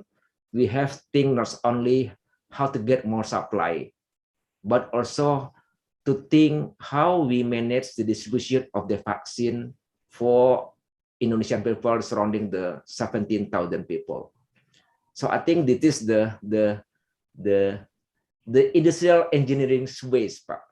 Yeah, we starting not only about the product, we also think about the logistic problem, how to solve that. We also think about the supply and demand constraint. We also think about the quality of the products, and we also think about how to do the feedback, how to do the monitoring and evaluation, because the vaccination program is the continuous improvement. I can give example. In the beginning program of the vaccination, we get vaccinated. We get more than 50 million people get vaccinated more than 3 months, and we see the problem. It's about the distribution. It's about the medical workers who did the vaccinated, and we improve that based on the report from the all area, all the people. We improve that, and then for the next second 50 million, we can manage only less than 2 months, and then we continue to improve. Another 50 million vaccination program we can conduct less than 1 month. So I think all the problem starting from the supply side, I mean how to get the supply, and then how we distribute the certain condition to all Indonesian people, and how we give the vaccine to all our people, and then how do the reporting, and also integrate all the information to continue the process of Indonesian vaccination program. We get so many support, from all the institutions. We get so many support from the Indonesian government, for the private sector, military, police, and the people, also the philanthropy institution, because they think that it's time for Indonesia to keep one, how we can work together to save Indonesia from the pandemic COVID-19. So I can say that this problem we can solve based on the collaboration to all the parties. Thank you, Pak. Thank you very much. May I ask some question to Pak Onesti? Please, Pak.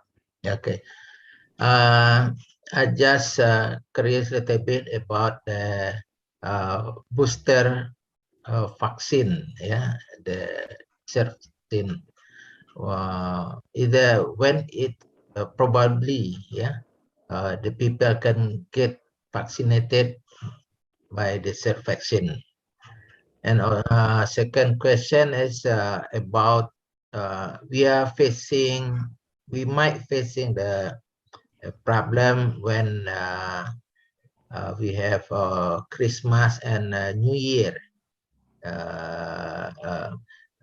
only 1 month from now. What is your company preparation to tackle down this problem, sir? Thank you. Thank you, Pak Ismet. So I think first question about the vaccine booster. What we discussed, also we heard the direction from our government. The vaccine booster will start at January 2022, Pak. Because right now we still try to catch up our target for the end of December 2021 to get vaccinated to more than 60% of Indonesian population. And also we know that several countries, especially in the low income country in Africa, they also didn't get enough yet the vaccine. So also it's about the how to distribute very fairly all the vaccine. So that's why our government, I think, they will release the decree regarding the vaccine booster regulation, and I believe that's January 2022 people can get vaccinated for vaccine booster. And the second question apa tadi? Natal tahun baru. Oh, Natal, yeah. Okay, it's how we I think the Natal and also the Christmas and New Year is our next problem here. That's why I very support the Indonesian government's policy to implement the what we call the PPKM level 3, Pak, because we should protect our people from the next wave. I think we should remind the people how can they can be more disciplined, not only to limit the mobility, also how the way they keep the what we call the prokes. I think we should support them, the government, to educate and to communicate to all people. Our experience during the second wave is very suffer, Pak. And in biopharma sites and also our subsidiary, what we can support our government, besides to communicate all the policy, we secure first about the drug, Pak. During the second wave, we have some manufacturing. We should guarantee the supply of the medicine to make everyone secure. Also the hospital. It doesn't mean, we don't want the second wave situation we will face again. That's why right now we increase our inventory in terms of the drugs. Also, we speed up the process to distribute the vaccine, and also we keep the inventory for our medical device. So the thing, the support in our internal side, to support Indonesian government to manage the if something happen during the Christmas and New Year event. Thank you, Pak. Okay, thank you very much. Due to the limited time, I should end the question and answer session. Although there is a question in the chat box, maybe I can send the email to Pak Hansi Baca. Yeah, Pak Isam, because I also have agenda. I think I'm just sorry that I can join this webinar until finish. So let me I said again, thank you for invite me in this webinar. Hopefully we can collaborate also, not only between Biopharma and ITB and also all the participants here. And if any question, please email me and I'll try to answer all the questions. Thank you, Pak Isam. Okay, thank you very much, Pak Hansi Baca. We have many issues and interesting topics in biopharma. Maybe if you don't mind, maybe we as academicians maybe can have some collaboration in research for our colleagues and also our team. Is it okay, Pak Hansi Baca? Thank you, Pak. Okay, thank you very much. Thank you, Pak. Okay, thank you very much for the very inspiring and interesting presentation. So let's give big applause to Bapak Hansi Baca. Okay, allow me to end the session. If I have some mistakes in the session, please forgive me. I apologize for that, and I will give room and time back to the MC. Thank you. Thank you so much for our first moderator, Dr. Muhammad Hisham. And also thank you so much for our first session speakers today, Kerry Cookins, CPIM, and Honesty Bashir for the great session. Ladies and gentlemen, before we come to our second session, we will have a break for 10 minutes. And there will be an entertainment from Music of Industrial Engineering and Ketan Irang Universitas 11 Maret. Take your time.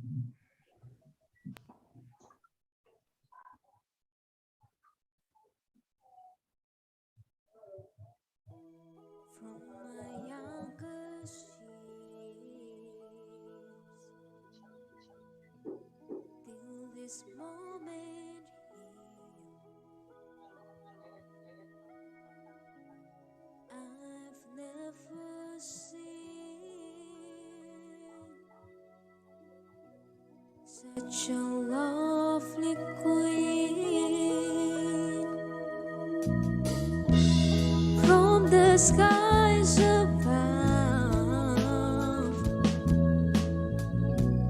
to the deepest love. I've never felt crazy like this before. Then my love, you should bet my love is the picture of 1,000 sunsets. It's the freedom of 1,000 doves. Baby, you should bet my love.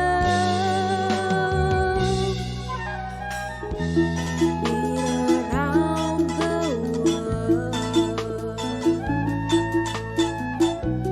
then I met you, girl. It's like coming home to a place I know. Bet my love, you should bet my love is the picture of 1,000 sunsets.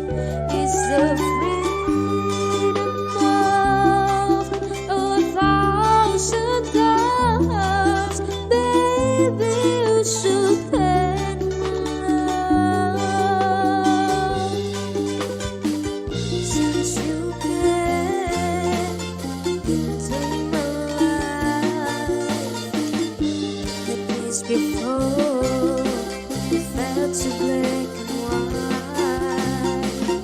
Since you came into my life, everything has changed. Then my love, you should bet my love is the picture of 1,000 sunsets. It's the freedom of 1,000 times. Baby, you should bet my love. Bet my love, you should bet my love is the picture of 1,000 sunsets. It's the freedom of 1,000 doves. Baby, you should bet my love. Baby, you should bet my love.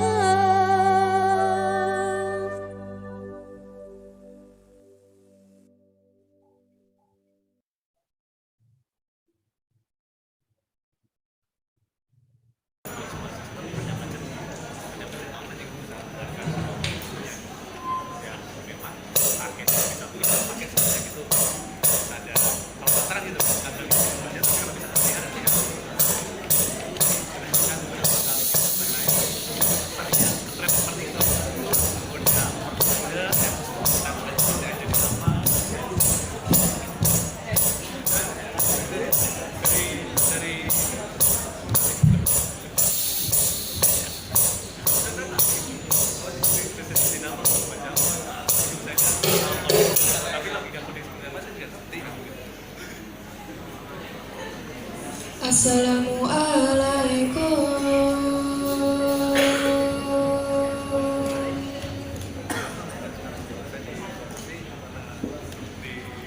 Kan berucapkan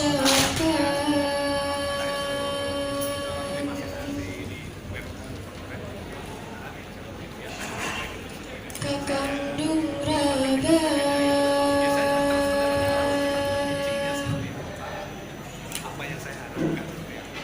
jame bantekan.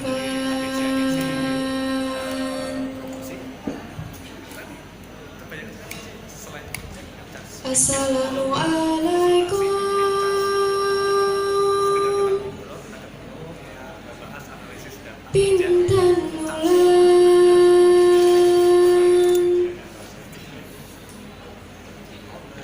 lamulan salam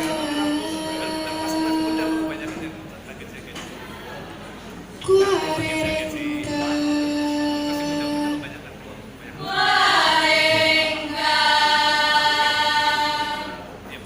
karena salam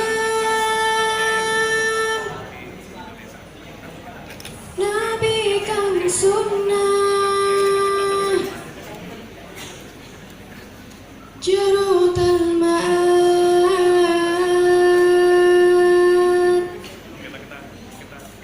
syarat mulia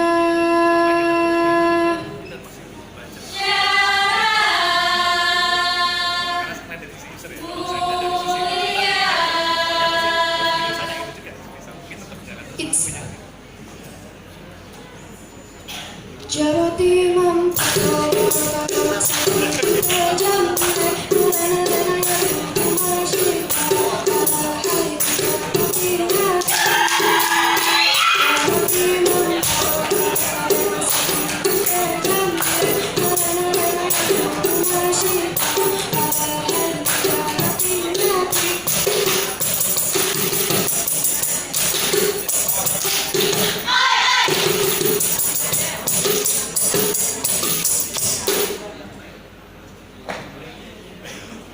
It's Saborang dua saborang kakaran satu saborang kakaran dua sinaro sinarata sinaro naro kipa kipa kipa sinaro naro kipa saborang kakaran dua saborang kakaran satu saborang kakaran dua sinaro sinarata sinaro naro kipa kipa kipa sinaro naro kipa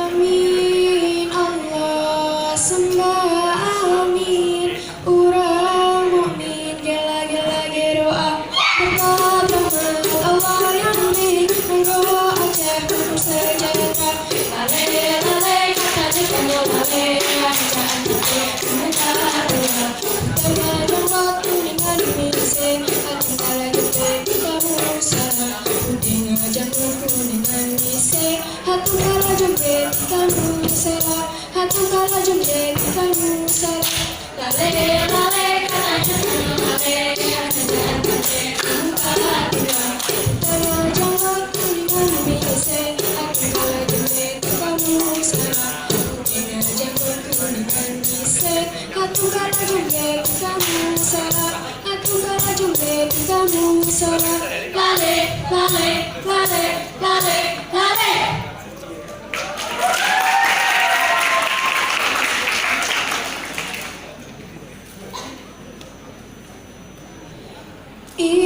Ilahotsa Ilala umbamo alun kapaidi estro lama bura hai baju te salela bukhamsah lalun salamun lakon awaidi gataram perahun kaya kabahum jabang bakati yang buku alamen kesira dengan saya wajud abang boleh sekarang rahun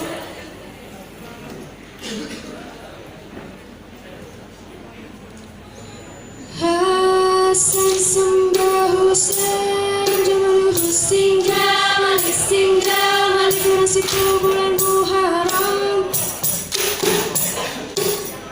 Hasan sembah Husain Jamal Husin Jamal Husin Jamal Nasibu bulan Muharram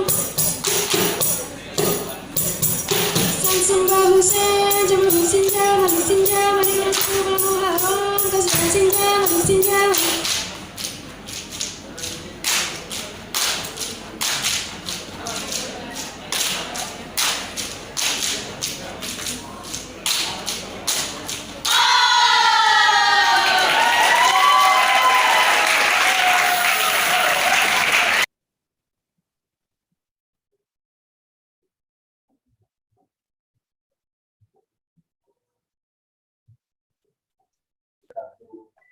Ladies and gentlemen, our moderator for the second session today is Dr. Ismail Iskandar.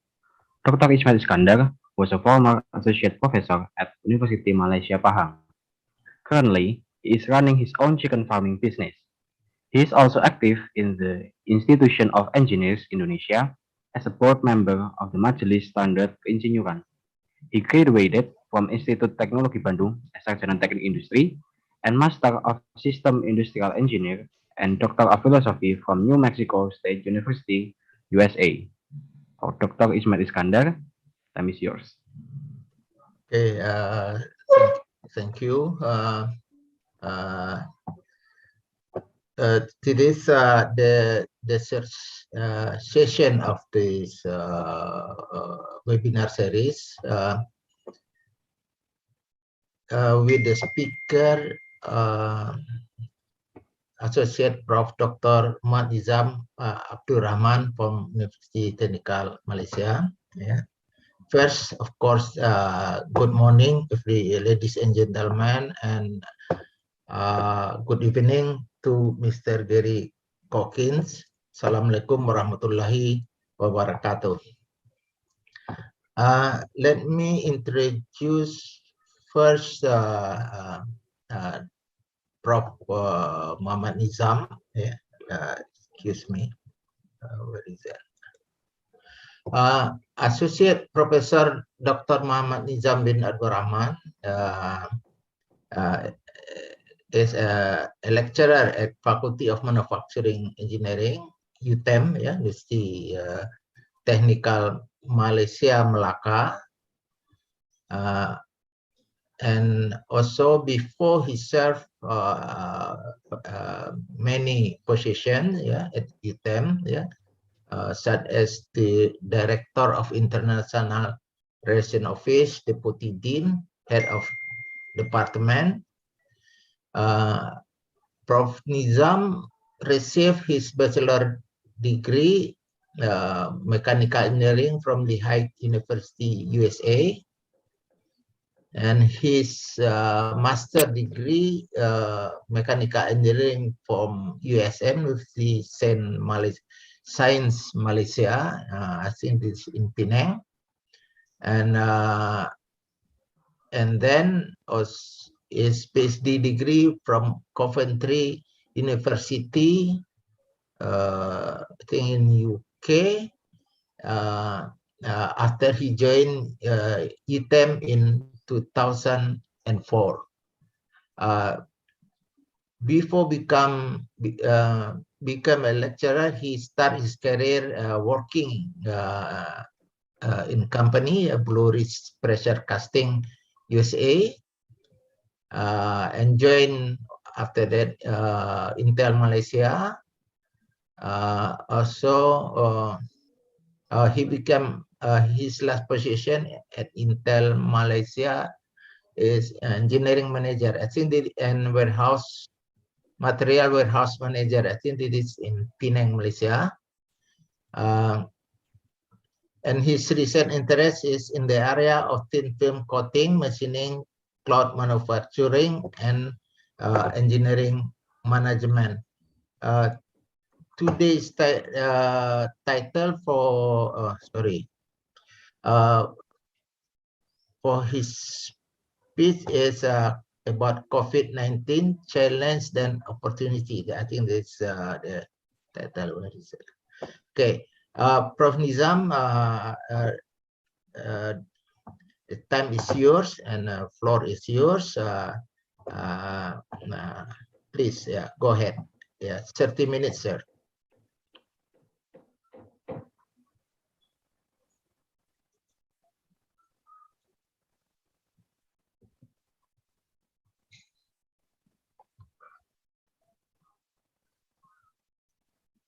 Hello, Prof.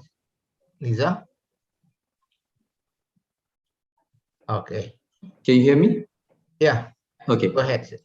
Okay, thank you for the kind introduction, Prof. Ismail. So, Assalamualaikum warahmatullahi wabarakatuh, and very good morning. So, first and most, I would like to thank the committee members for inviting me for this session. Today I'm going to share a presentation on COVID-19 challenges and opportunity. And I'm going to skew this particular presentation on the towards the manufacturing industry. So before we go any further, let's look at the COVID-19 impact on the economy as a whole. So based on the data published by IMF, seems like there's a world recession in 2020, where most of the countries are experiencing contractions in GDP, except for a few countries. And basically, the only major economy that survived, I mean, not experiencing contractions in GDP, is China. And even that is the expansion is in the range of about 2.5% only. Right. So this brought about the rising in the unemployment rate throughout the world. And basically, if you look at this particular graph, you can see that most of the countries are experiencing a contraction, expansion, increase in unemployment. And for example, the United States, increased by about 5%. So that's quite severe. And these are not the only data that showing the impact of COVID-19 to the economy as a whole. COVID-19 is not going away, so it's still lingering. The effect is still lingering. Even as we are speaking, there's a fourth wave going on in Europe, especially in Germany and Austria. And this is supported by a survey done by McKinsey and Company, which assess the potential risk to economic growth in the next 12 months. And the finding based on that particular survey is stated that most of the regions expect actually contributing the risk to COVID-19 pandemic for the expansions of the economic growth in the next 12 months. So the only region that's not saying that is basically Latin America. Right? So COVID-19 is still here and is still one of the biggest risk for the economic growth going forward. Let's zoom down a bit on the COVID-19 impact to the manufacturing sector itself. So what I'm sharing here is basically the index of manufacturing production up to Q2 2021. And this data is basically based on the reference point of Q4 2019. So Q4 2019 is assumed to be 100%. And basically whatever data that you saw in this particular graph is with respect to that particular point of reference. And to give just a guideline on the pandemic milestone. So it started somewhere in end of Q4 2019. And then WHO declared COVID-19 as a pandemic in end of Q1 2020, so on and so forth. So if you look at this particular graph, it shows, so again, this particular graph basically is categorized under a few categories. The green one is China. I think the purple one is the rest of the world, and there is an emerging economy, so on and so forth. So if you look at it, there's a significant slowdown of manufacturing production index in the end of Q4 2019 up to Q2 2020. Except for China, the downturn is up to Q1 2020. And during this period, it's spotted that the United States has the sharpest industrial production decline since World War II. So that's quite significant. Right? And the index bounced back starting in Q2 2020. And most of the countries, most of the regions, actually experiencing reach the pre-crisis index upward level in Q1 2021. So we are seeing some problem introduced by the COVID-19, and some action plan being taken, and able to somewhat bring up the manufacturing production index up to a level of Q4 2019 by Q1 2021. So there are some learnings that we need to look into here. So before I go any further, I'd like to share a quote from Klaus Schwab. So this is the chairperson of the World Economic Forum. And what he said is the pandemic represent a very rare but narrow window of opportunity to reflect, reimagine, and reset our world. So that's, I think, is very true, and is also applicable to the manufacturing industry, where we actually saw the impact of COVID-19 to manufacturing industry at early stage.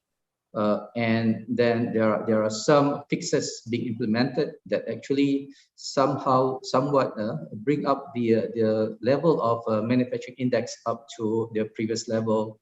But even though we are lagging about 2 years there, right? So there are some challenges that we need to recognize, and also there are some opportunities for us to plan ahead what needs to be improved in our system, so that our system is more resilient in facing such event in the future. So that's basically the main content of my presentation today, that sharing of the challenges and opportunity that we experienced during the pandemic period. Okay, so there are 4 main challenges that was identified during COVID-19 crisis. So this is basically basing on few literatures. The main literatures that I took is from the white paper by in the World Economic Forum. Right? So the 4 challenges that the world faced during that particular period is the demand and supply imbalance, inflexible human resource and organizational processes, constrained capital and venture capital, and rigid integrative system. So we're going to go through in a bit detail on all these items.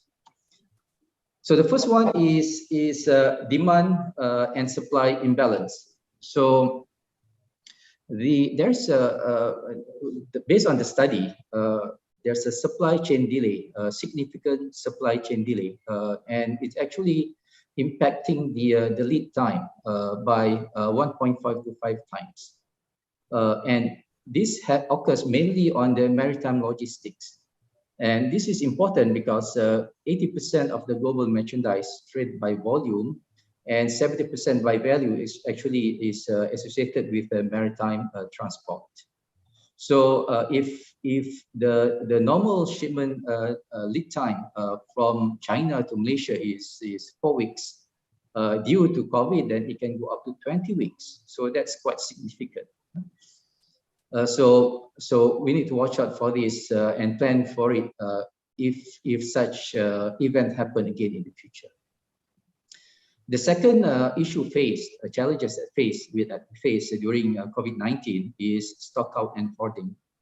So I think all of us experience this in Indonesia, in Malaysia, in the rest of the world, where you have stock run out from the supermarket, cooking oil, flour, bread, so on and so forth. So this is due to hoarding activity, and a famous case is called Hoarding Brothers in the States. Actually, these few brothers actually travel across Tennessee and Kentucky, and actually they bought about 18,000 bottles of hand sanitizer, and they try to sell it on eBay and Amazon to gain profit. So this is I think human physics. And it will occur again if the same event happen in the future. The third issue with regards to supply and demand imbalance is shift in customer demand. So during a pandemic, we have a shutdown, and one of the things that's being mandated is no dine-in in the restaurant. So people start to cook at home. So demand for things like flour, cooking oil, so on and so forth went up drastically. And basically the supply cannot handle that kind of demand. So because of that, then you have issues with regards to supply and demand imbalance.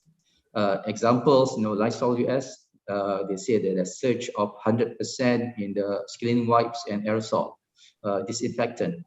Vitamin went up around 50%.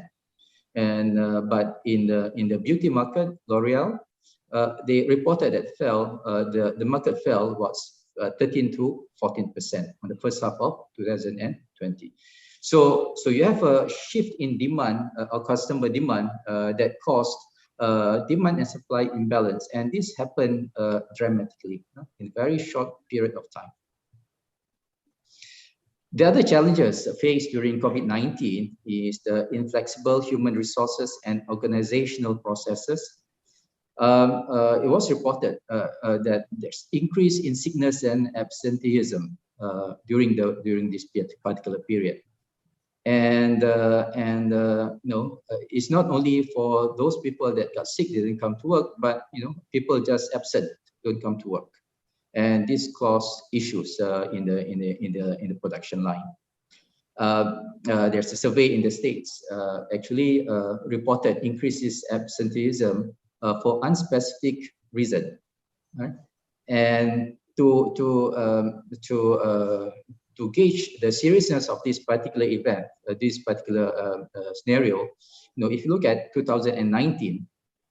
The highest number of workers in this category in 1 month is only 1.27 million versus 2.5 million of the monthly average in 2020. So that's a big jump in terms of absenteeism due to no reason, right? So this is something that will happen during pandemic. It's just the psychology of people during that particular time. And this actually drive the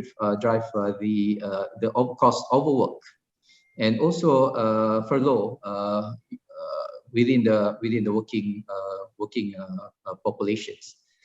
So because of this, then basically because of the absenteeism and furlough, you result the capacity, you lost the capacity, right? Human resource, and whoever come to work basically have to work harder. So that leads to overwork. So based on the survey on 2,000 workers and 500 managers, it was reported that 47% managers thought their employees could be at risk of burnout due to overwork. 87% reported that they feel pressured to be more productive. And 36% reported that their mental health and well-being suffered because of the long hours. So this is something that we have to take into account when we think and we plan for future capacity in terms of resource capacity. The other challenges that face is constrained capital and venture capital. The first item here is inflexible technologies due to lack of investment in some industries. So, and this caused long lead time for innovations and production system to invent, produce, and distribute when the demand increased sharply. So this is based on the study. This is very true, especially in the pharmaceutical industry, where they don't have flexible technologies invested in their operations. So because of that, when pandemic occurs, then it's very hard for them to ramp up their production system. The other thing that the survey found, the study found, is the leaning of the shop floor supply chain technology. So in IE, in manufacturing, when we talk about lean, so this is something positive. We always emphasize on lean technology, just in time, so on and so forth. But we may have overemphasized in in just in time in JIT, while under investing in just in case. Because through the COVID-19 crisis, we realized that we need some flexible production capacity during such time. So we have to rethink on what needs to be done going forward with regards to the real meaning and what is sensible with regards to lean and also just in time. And the last challenges that was identified is the rigid integrative systems during the pandemic itself. And then one of the items here is restrictive legal regimens, where we found out that we have to change some regulations to accommodate urgent needs. So there's a need for us to think of what are the regulations, so on and so forth, that need to be changed when such event happens, so that we didn't do it ad hoc. We have planned for it. Example is trucking laws in the United States were relaxed to remove restrictions on the contiguous work hours. So in the States, if you work, they say, for example, 12 hours for the first shift, then you cannot extend you cannot do overtime in the subsequent shift. So because of the lack of driver, then they have to relax that particular regulations. The other items under the rigid integrative system is unreliable information systems. So during pandemic, then the demand shift from conventional retail, you go to store and buy stuff, to buy online and pick up in store, or buy online and somebody deliver it to your home, by factor of 5 or more. So there's a huge shift in terms of the mode of people shopping and us doing business, industry doing business. So some firms, they flip their operations and model to implement BOPIS practice, and some struggling. So those industry or business that has a very good information system, they can flip the business practice, but some will be struggling, right? So instead of making decision based on orders in the store level, then this firm switch decision based on online orders. So if you don't have a reliable information system in your organizations, then you cannot do this. It's hard for you to do this. So basically, those are the 4 challenges during COVID-19 crisis, and these challenges will emerge again if we face similar situations in the future. So this is something that we have to keep in mind. There are 6 opportunities from the learnings from COVID-19 crisis, and these are something that works in some industry that other company should pay attention and maybe copy and put focus on it to plan ahead for future needs. And one is reconfiguring manufacturing capability. Second one, repurposing of the manufacturing capacity. Third is digitizations of supply chain. Fourth is strategic workforce planning. Fifth is balancing lean and just in time with just in case. And the fourth one is remote infrastructure management. Again, this is compilations from various publications. The first one is the reconfigurable manufacturing capabilities. So capabilities such as additive manufacturing, 3D printers, so on and so forth, has been crucial in responding to shortage across multiple markets at speeds. So basically, the experience from COVID-19, if you have reconfigurable manufacturing capabilities, then basically you can repurpose it. You can change a program such that you can meet the demand in the area where you have shortages and drastic increase in demand. Example, Formlabs, they produce more than 100,000 nasal swabs per day using stereolithography process. So this is when they have issues with regards to shortage of nasal swab to do the testing on COVID-19. Volkswagen, have 125 industrial 3D printer to make ventilator parts. Fast Radius produce 100,000 face shield per day. So if you have a system manufacturing capability that can be reconfigured at an instant, then is added advantage to your organizations to meet the demand and meet the requirement of the user. Second thing is repurposing of manufacturing capacity. So repurposing existing and local production capacity is critical in addressing shortage of low, medium, complex product. So I think there's a need for a body or organizations or whatever in the government to actually look at this, define what is the capacity, regional capacity that can be repurposed to make something else that's needed during crisis, so that it can address the issues with regards to the shortage on critical items. Example here is LVMH used to make perfume. They switched their productions to hand sanitizer to meet the demand, right? And similar to that, distilleries in the States, they also make a hand sanitizer.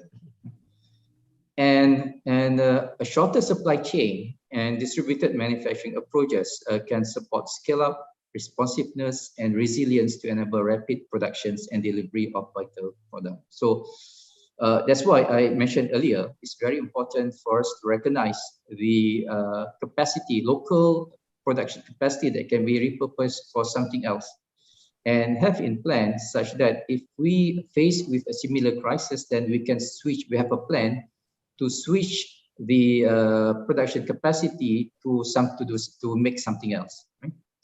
Because if you have that in place, then you have a shorter supply chain and distributed manufacturing approach that actually can support local needs. So you won't be affected by delay in shipment from China or from other countries. So this is something that I think needed to be pursued by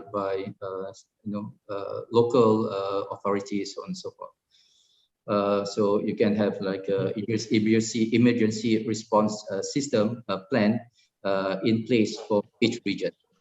Excuse me, Prof. Nizam, 5 minutes more, please. Sure. Okay.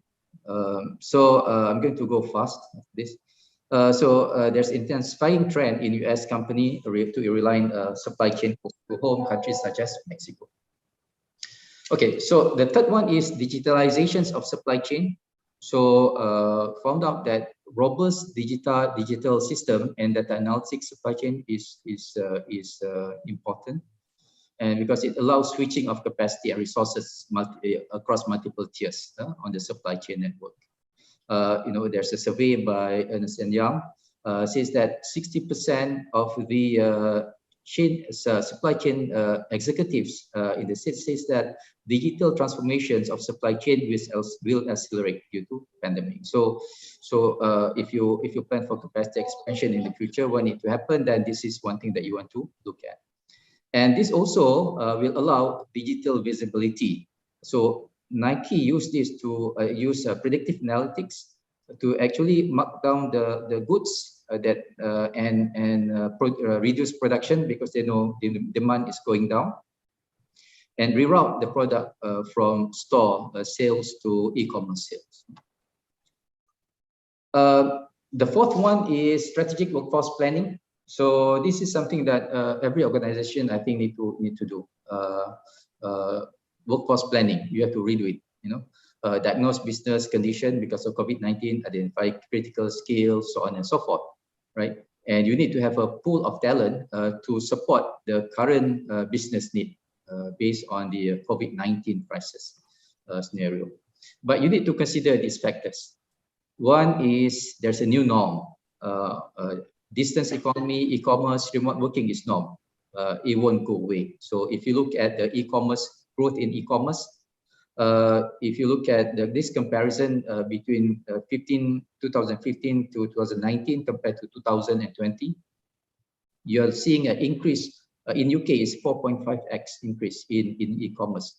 And we have a new entrance, new segmentations that actually just started to go online shopping, online e-commerce in China, in Europe. So e-commerce will continue to grow. There's also a change in supply chain sourcing and production moving closer to the end and multi-sourcing. Japan and also South Korea, they're saying that they're going to expand, diversify their manufacturing footprint beyond China. And France already confirmed that they're going to bring back strategic industry home. So this will have an impact on workforce planning. And the exponential growth in online business that faced during COVID-19 actually was hindered a bit because of the shortage of last mile delivery operations. So you receive the online order, but who's going to send those parts to the consumer? So that's a issue that was faced during COVID-19. And 50% of executives says that autonomous supply chain, like robots in warehouse, drones to deliver parts, so on and so forth, is either here or will be here by 2020 and 2025. So this is something that need to be considered when you plan for workforce planning. The fifth one is remote infrastructure management, RIM, and automation. So this is something that actually enable us to work from home and have our manufacturing system running, right? So ability to remotely monitor and managing IT infrastructure is important during COVID-19.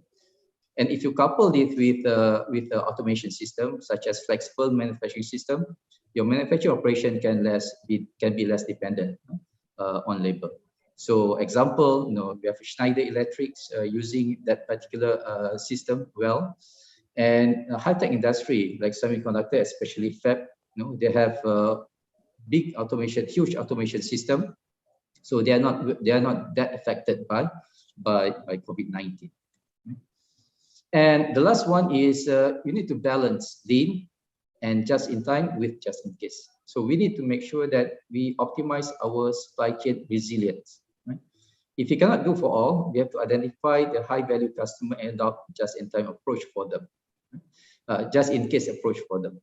So you have to mitigate the risk. How to mitigate the risk? You have to have a multiple supplier or build inventory. So this is very interesting. Honda and Samsung again mitigate the risk by expanding their source beyond China. And home companies, US companies, they realign their supply chain closer to home. One interesting data on the input price index. So if you look at this particular graph, this is August 2021. So among all the input prices, shipping is the highest, 481% increase compared to January 2019. So when you decide where to have multiple suppliers, you have to think about this. And build inventories. I would like to quote Prof. Wendy Tate from University of Tennessee, say that eliminating waste is good, but inventory isn't necessarily the same as waste. So take out too much inventory and you add risk. So in short, we need to rethink what JIT or just in time means and the trade-off. So this is something that we need to think. Build inventory is not really a sin. You have to balance the two, the benefits and the risks you're taking. Okay? So as a conclusion, COVID-19 is still a pandemic, is still here. Even as we speak, there's a mutations of COVID-19, Omicron. I read it yesterday, and this morning when I read news, Hong Kong, Belgium, and UK also detected the virus there. So it's still there. And most probably, it is not the last pandemic or life-changing event for the world. The world will experience. So what we have to do is we have to strategize to mitigate the impact. So with that, thank you very much and stay safe. Thank you, Prof. Nizam. Very interesting topic, COVID-19 and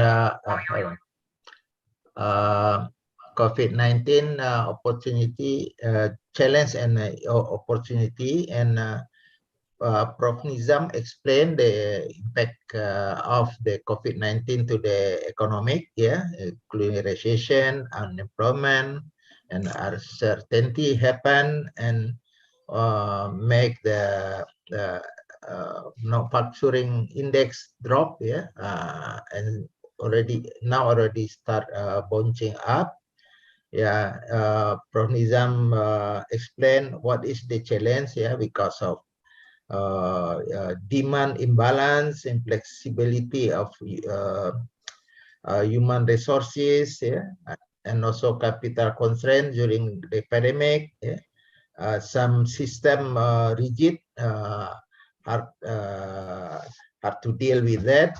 And for the opportunity, Prof. Nizam explained the opportunity in manufacturing area, need to reconfigure the manufacturing, repurposing, digitalization, and remote infrastructure, balance leads, GIT, and so on.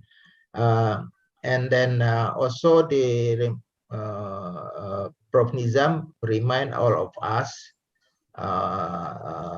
also pandemic still exists, but we might face some kind of thing in the future, and we need to be aware of that. I think that's all. Very good presentation. Now we start for the question and answer session for 5 minutes. Please raise your hand, and ask briefly and directly Prof. Nizam what you like to ask. Okay, go ahead, sir. Who is first?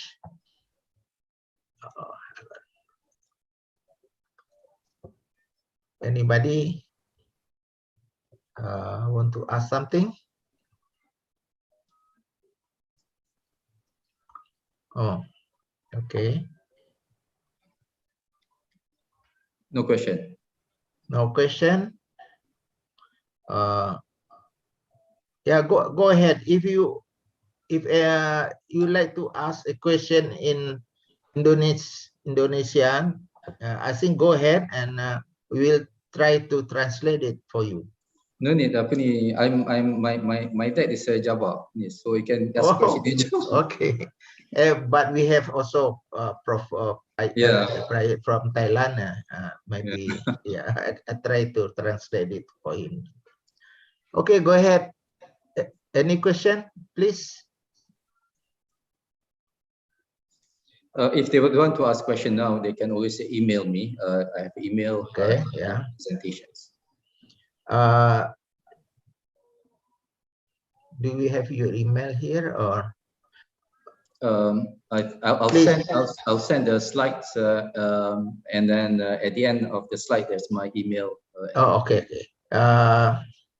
You can write down on chat. Sure. That area over here also, and send an email. I think Prof. Nizam will try to answer your question. So I just put in the chat my email address. Oh, okay. Okay. I think that's all. So thank you, Prof. Ismail, and also thank you to the committee members for inviting me. Thank you. Yeah, thank you to you too, Prof. Nizam. Very good presentation, and please give applause to Prof. Nizam, and thank you. Hello. Yes.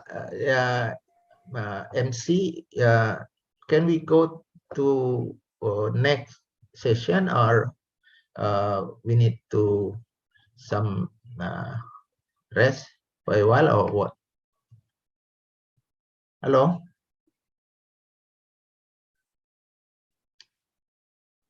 I think we continue for the next session. Yeah, Prof. Raslan. Yeah, please. I'm sorry. Yes, we can continue to the next session. Yeah. Okay. Can organizing committee please do the setup for that?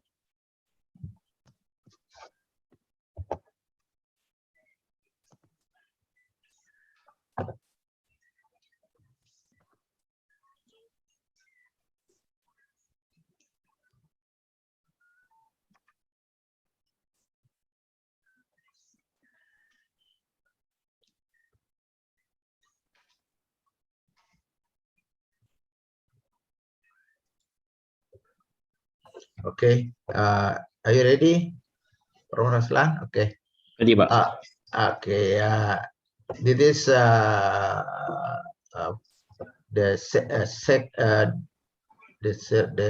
fourth presentation today by Prof.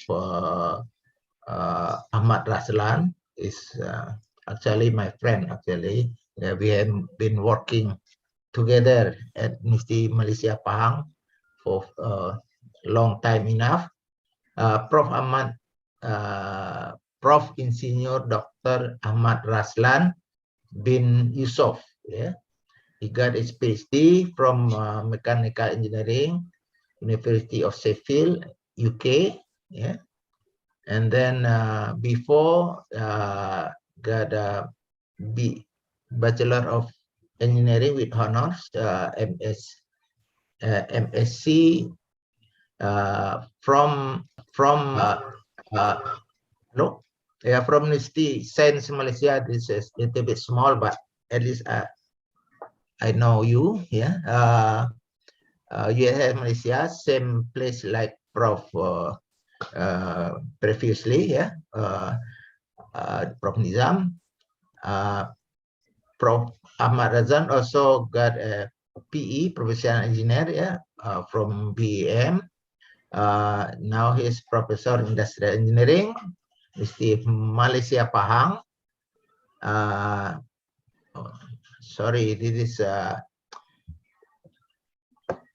is very small. Maybe you can you make it bigger, please? Yeah. Yeah. Okay. Prof. Ahmad Raslan is research interest is machine tool design, smart manufacturing, yeah, advanced machining tool, tools and die, vibration, and he has his own lab, Al Jazeera lab in campus. Yeah, advisor, for many PhD student and master student and so on, and also very active in research, and have a lot of papers. Yeah, produced. Okay, since it's all about Prof. Ahmad Raslan, actually I can tell more than this one about him, but time is not enough. He's good a friend of mine. It's presentation today is same like about COVID-19. Yeah, how we deal with it. Please, the floor is yours, Prof. Raslan.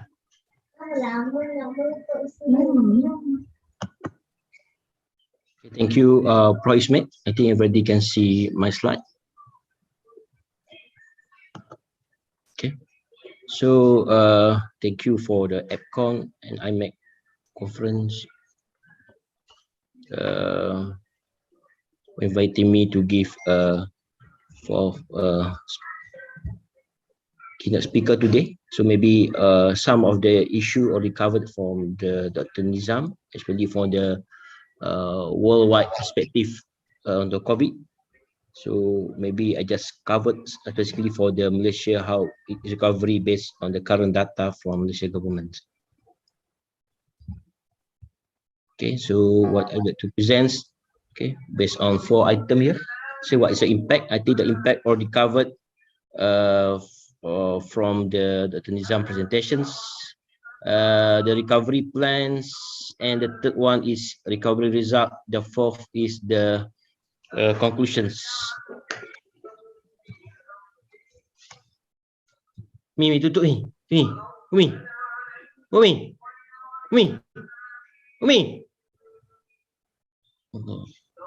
Tutup ya, tutup ni. Belakang ni. Okay, first is kakak, tutup dia. Tutup, off. Tutup dulu, tutup. Azan, jangan azan. Okay, first is the pandemic recovery in Malaysia. I think already covered by from Nizam previously. So what happened in Malaysia mostly happened with other country, but we start as Nizam said on the January, and then it rise as you can see from the graph before. Okay, and then at the response to this COVID, so when Malaysia will make a movement control order based on the pandemic situation time to time, and then we have right now is the third movement control order, and then the current status is we have a record of almost 700 cases and 30,000 hospitality and 4,000 death for the June. And then this is what happened in Malaysia. So we have several phases of movement control order, from the movement control order, conditional recovery, up to now they have recovery sessions, and based on the state recovery. So the measurement most likely based on the information here. So the performance of adult residents of the island that vaccinate new COVID cases, and also the ICU stage bed. So that's why we can see from this graph how the Malaysia start at January 20 and increase the first part, and then we have the second part, and we have several movement control order. Up to now we can have the volume delivery. Up to now they will decline.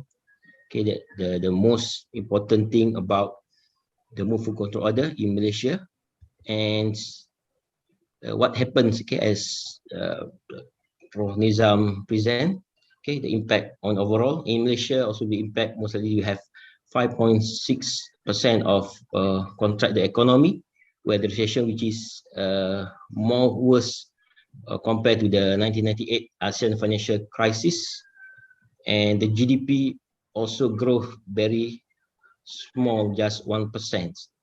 Okay, and we have several key sector that affected, mainly the entertainment market, retail, hospitality, and the most is the tourism, because they have the business all need to cope with the SOP or the standard operation procedure imposed by the government. As you can see from the third point here, okay, government suffered 1 billion ringgit Malaysia per day for the MCO3, and the most business decline of their financial and the cash flow at May 2020, almost 90% of the 4094 Malaysia company responded no sale at all, no revenue during the MCO period. So that mainly due to the disruption of the commodity sector also, and because of the unfavorable of the weather, which due to the MCO. And as Nizam said, also we have the rose the employment rate with 4.9% in January 2021.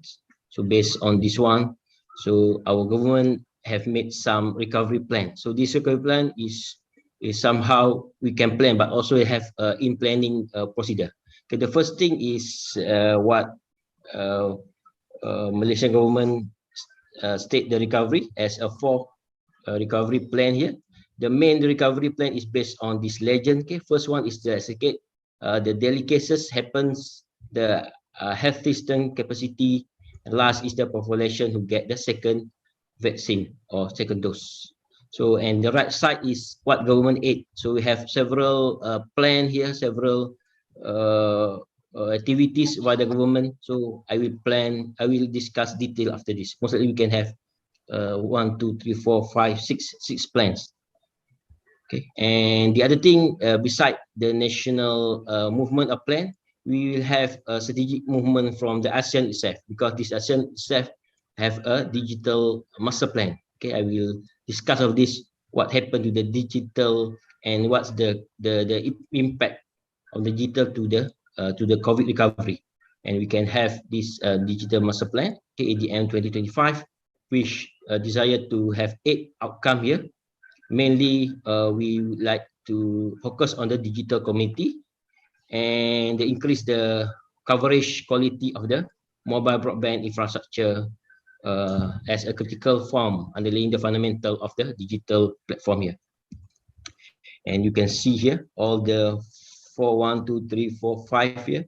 Okay, the pillar of this ASEAN the digital master plan. Okay, the most important is just these 3. Okay, the digital innovations. You can see here how much the micro, semi, medium enterprise should be support.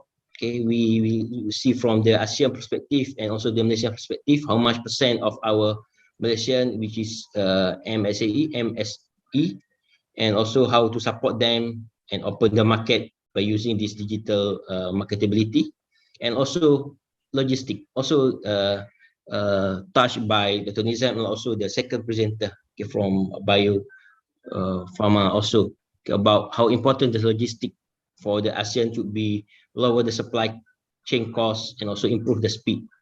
And in terms of that, also we need to have increased our people mobility. Okay, between the country, how about the standardization of their quality of education? How about the workers and everything should be enhanced. Okay, this is the main detail how it look be. First one is on the pillar number 1, which is related to the digital transformations. Okay, number 2 is boost the economy on the competitive digitalizations. Okay, and then number 4 is on the how to build the competent digital talents, because digital is not come itself. We need somehow develop and educate, okay, the workers to have a digital skill and education. And that's the 3 important thing from this ASEAN digital master plans. From the ASEAN digital, so Malaysia have their own digital economic blueprint. We support that ASEAN digital master plan. Okay, we have on the public, on the rakyat, on the business, and on the government. Most important is we have to drive the digital transformation in the public sector, boost economy for digitalizations, digital infrastructure, agility to competent talents, create inclusive of digital, okay, and last is a business security digital. And instead of this digital master plan, Malaysia have their own every 5 years plan. So right now we are already presents on the 12th Malaysian plans on 2021. So based on this theme on prosperous, inclusive, sustainable Malaysia. So where the most important is this 2 items from these 4, 5 pillars there, mainly on the economic empowerment, the growth of drivers enable the ecosystem and imperative.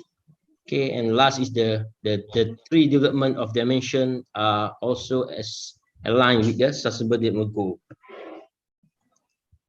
okay, from this Malaysian 12th plan. Okay, we can see they have three themes here. Okay, resetting the economy, settle the security, well-being, exclusive, and the sustainability. But the most important is their game changer. What is the main game changer to be implemented from 2025, 2021 to 25? Okay, the most important I highlight here. Number 5, align the research development toward commercializations, and we have the sector to focus, catalyze the strategic economies, and also transform the micro, semi, medium enterprise. So after this, I will present about what is the focusing of the Malaysian definition on the micro, small, and medium industries. So what we target from current plan, okay, on the GDP to 2.5%. So we target for 5%, and also all about GNI, and also the productivity also should be increased, okay, within the 2025. And also every year we have a national budget. So from the last year budget, also we put much more emphasis on the manufacturing and also service sector, where we can see from this 2 to 3 billion budget. Okay, we can see here the incentive for the manufacturing sector to have a more tax reduction, income tax reduction on for the 0% for the 10 years or 50 years to the new company, 100% investment tax allowance for 5 years existing company.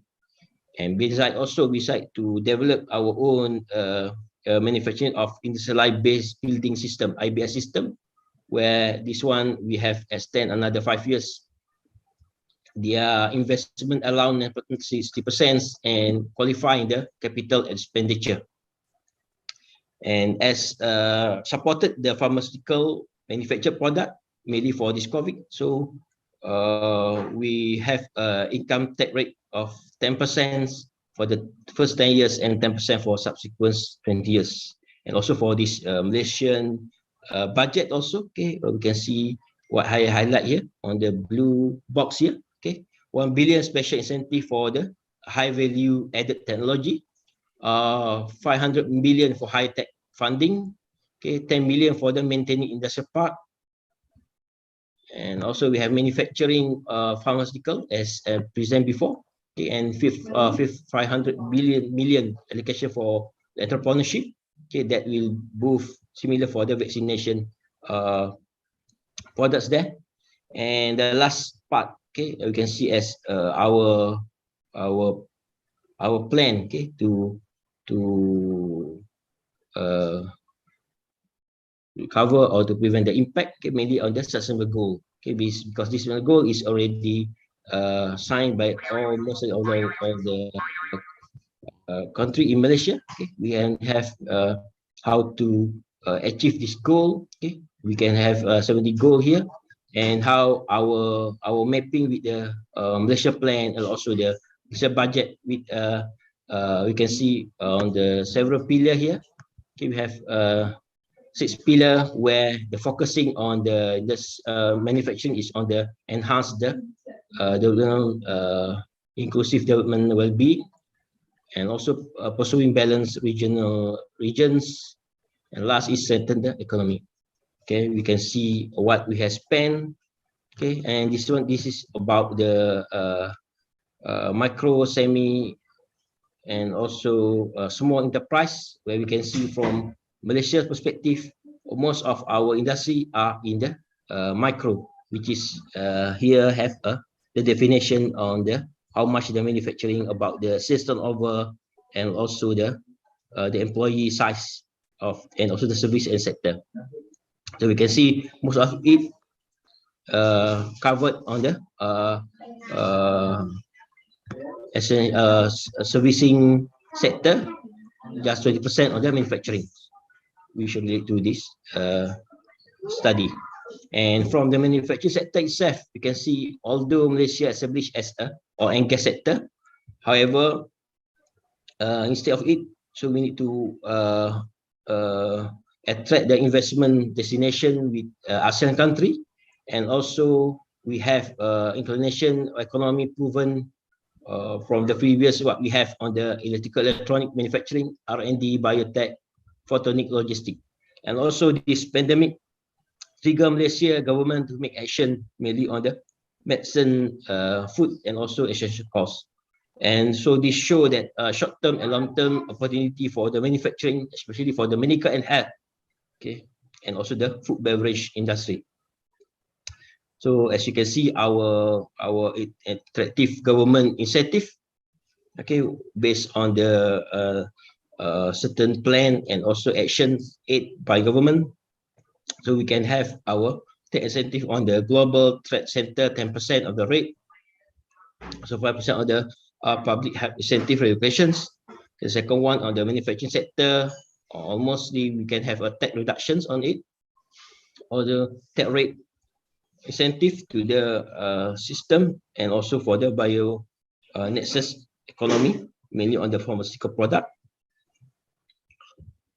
And this, as I said, the most important is the government aid through the pandemic, because we have 1, 2, 3, 4, 5, 6 plan here throughout this 2 years.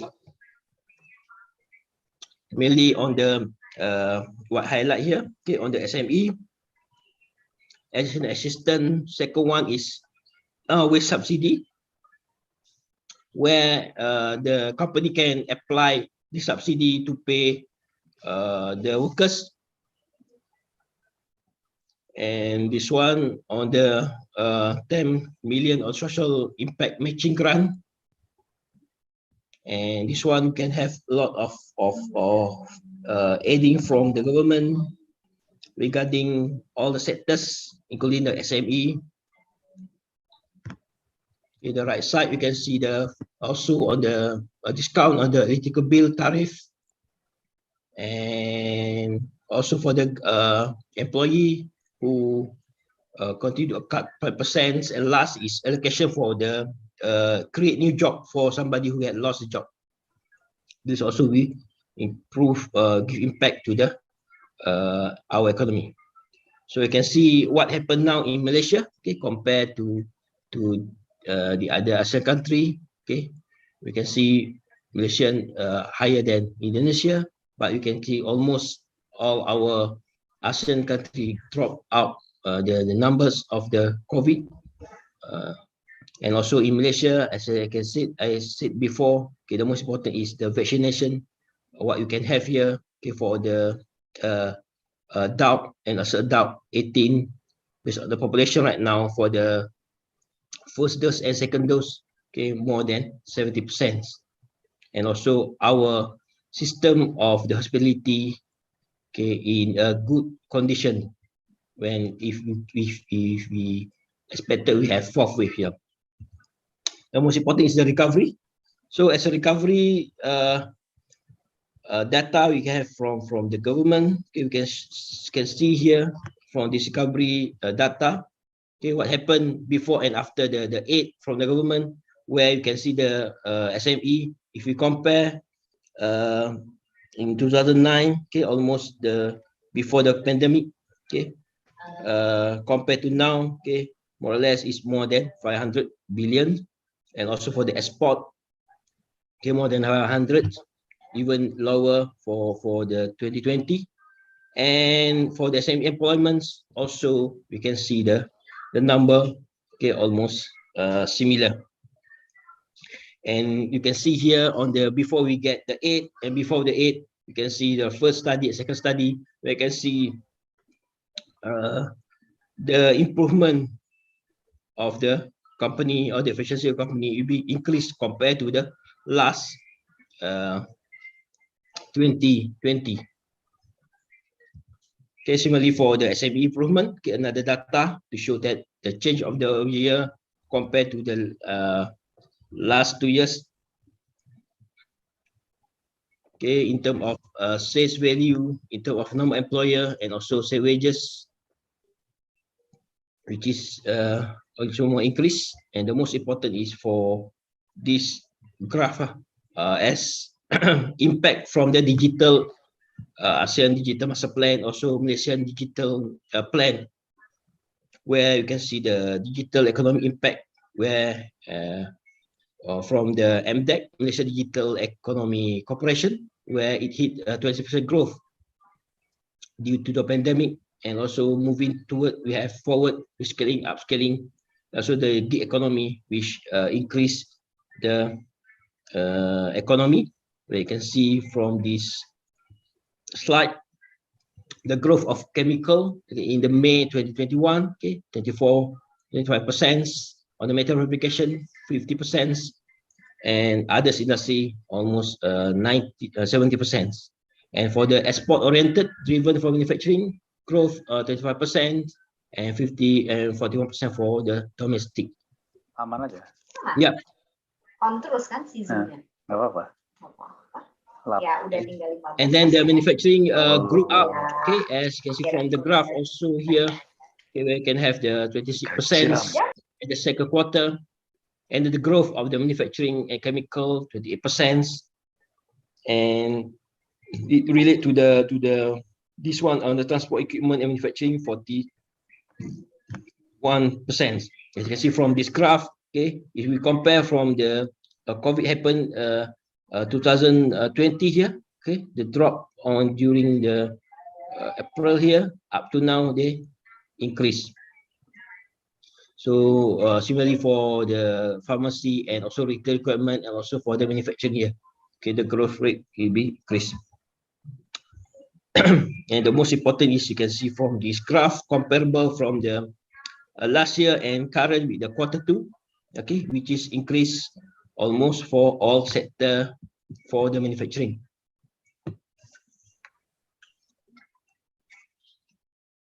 Where the most important is about the due to the e-commerce activity that boosts up the economy.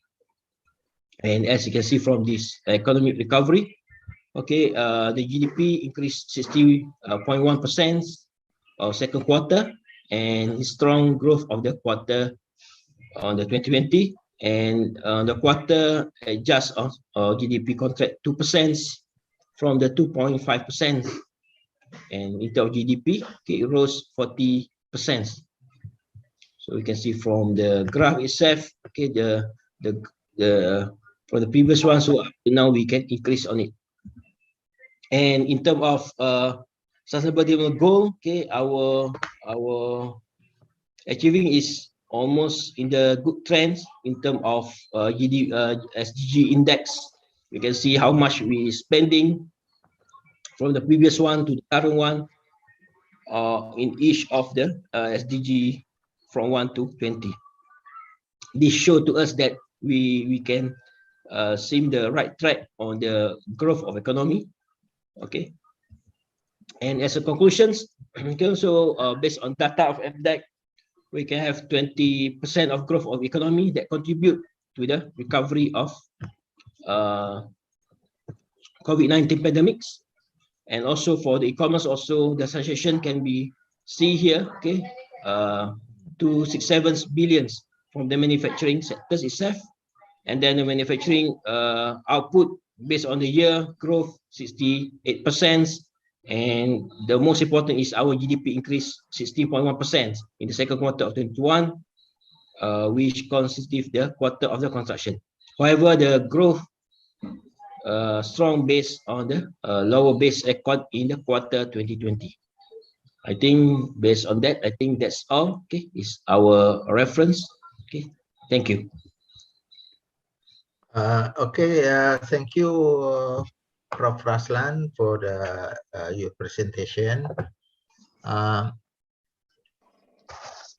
Raslan explained in more detail about situation of the COVID in Malaysia and COVID problem in Malaysia, and how the people and government program to handle it. Situation of the COVID is causing the MCO. There's a movement control order, same like PPKM here, but in Malaysia, it's much more strict compared to Indonesia. And the effect of the COVID, the economy contracted, worse than the previous economic crisis, in 1998, and a lot of key economic sector affected, and also government loss and disruption in commodity supply, and then the government of Malaysia have some plan for the recovery, and then including like ASEAN Digital Master Plan, Malaysia Digital Economic Blueprint, and also the 12th Malaysia Plan, the 2021 and 2025. And then already identify 14 game changers for the economic. And also you can see that in the budget, Malaysia budget 2021, the budget is for the intended for the well-being of people, business, and economic resilience, and also sustainable development goal, together with other countries in the world. In manufacturing sector, they also explain there's some tax incentive to tackle the situation of problem in manufacturing sector. Also, the manufacturing, the government add to directly to the people, especially small small and medium scale enterprises. And Prof. Rahlan also how to measure the impact and of the government action or plan and action to deal with the COVID. And as a conclusion, Prof. Lan say that Malaysia is on the right track because they're showing that ability of the government and the people of Malaysia to face this COVID problem and to how to recovery from that station. I think that's all I can conclude from Prof. Raslan presentation. And next is the question from the floor. If you like to ask, you can ask directly here. If not, you can write down in email or on the chat over here. You, like I said before, you can ask in Indonesian also, or Indonesian or Malaysian is okay. If there is any for translation, we will help you for that. Okay, thank you. Ismet, I have a question. Okay. I'm Bermawi. Oh, Pak Bermawi, how are you, Pak? Oh, good, thank you. Are you okay? Yeah, yes, fine. I just finished my activity, the sport activity today. Oh, okay. Professor Raslan, how are you? Fine, Pak. It's been a long time we haven't met. Yeah. Okay, I've got two questions. One with regard the strategy or detailed plan during the pandemic. How manufacturing company in Malaysia set up or make a strategy in order to get survive during the pandemic? That's the first question. And the second, after the pandemic, I think it's the pandemic is still going. It is expected that will end sometime early next year or later, but hopefully early this next year. But my question is, if the pandemic end early next year, can you tell more detail about the strategy in order to get recover fast? Because during the pandemic, I guess a lot of manufacturing company get hit, suffering during the pandemic. Thank you. Okay, thank you, Prof. Parmawi, for the questions. Okay, I will try my best to answer the questions. Okay, first one is about the funding, how they will get the assist or the aid from the government. We have a lot of planning, we have a lot of activity to help, and the main thing is how we can need to help. The most important is we will have our own ministry of industrial trade and investment committee, and also we have the society. That the most two key place where all industry which is registered through this through agency, they will get the help from them. And the other thing also, our government have our own incentive through the EPU economic plan unit. Okay, they have own also from Ministry of Finance. They have their own website where all the applicant can submit through online application, and they will have the answer or add with certain element if cannot process the applications, okay, within 1 month, like what happened to my we have our own private school which entitled as a company also get the help of the income because right now on the company itself cannot operate, but we will have just 70% of production, but the government will have another 30%. So that the most important thing. Okay. The second one is about how fast. Okay, we can say how fast the company can recover. Okay, if we expect for the early next year for the recovery. The most important is the government try to have certain activities. And the main important is about the company itself need to have their own incentive, and also have the help from the society or also from other government institute. Whereas it's not just government need to help, the company also need to help themselves. Okay, by trying any aid or any assistance from the government to accelerate their improvement or the recovery. Okay, mainly I think previously we present about mainly I think the digital one, the digital skill network, everything should be accelerate. I think from previous we can have from I attend from the previous government's economy master plan. Also, we have increasing number of website from the company itself. Previously, we have only 20% of a company have their own website, but after the COVID and also due to our activities of digitalization of the private sector on the maybe SMI everything, the number increased up to 80 to 90% of the company have their own website. And the next is maybe we need to go for the e-commerce or the digital strategy on the marketing. Okay. Okay. Thank you, Prof. Raslans, Prof. Parmawi.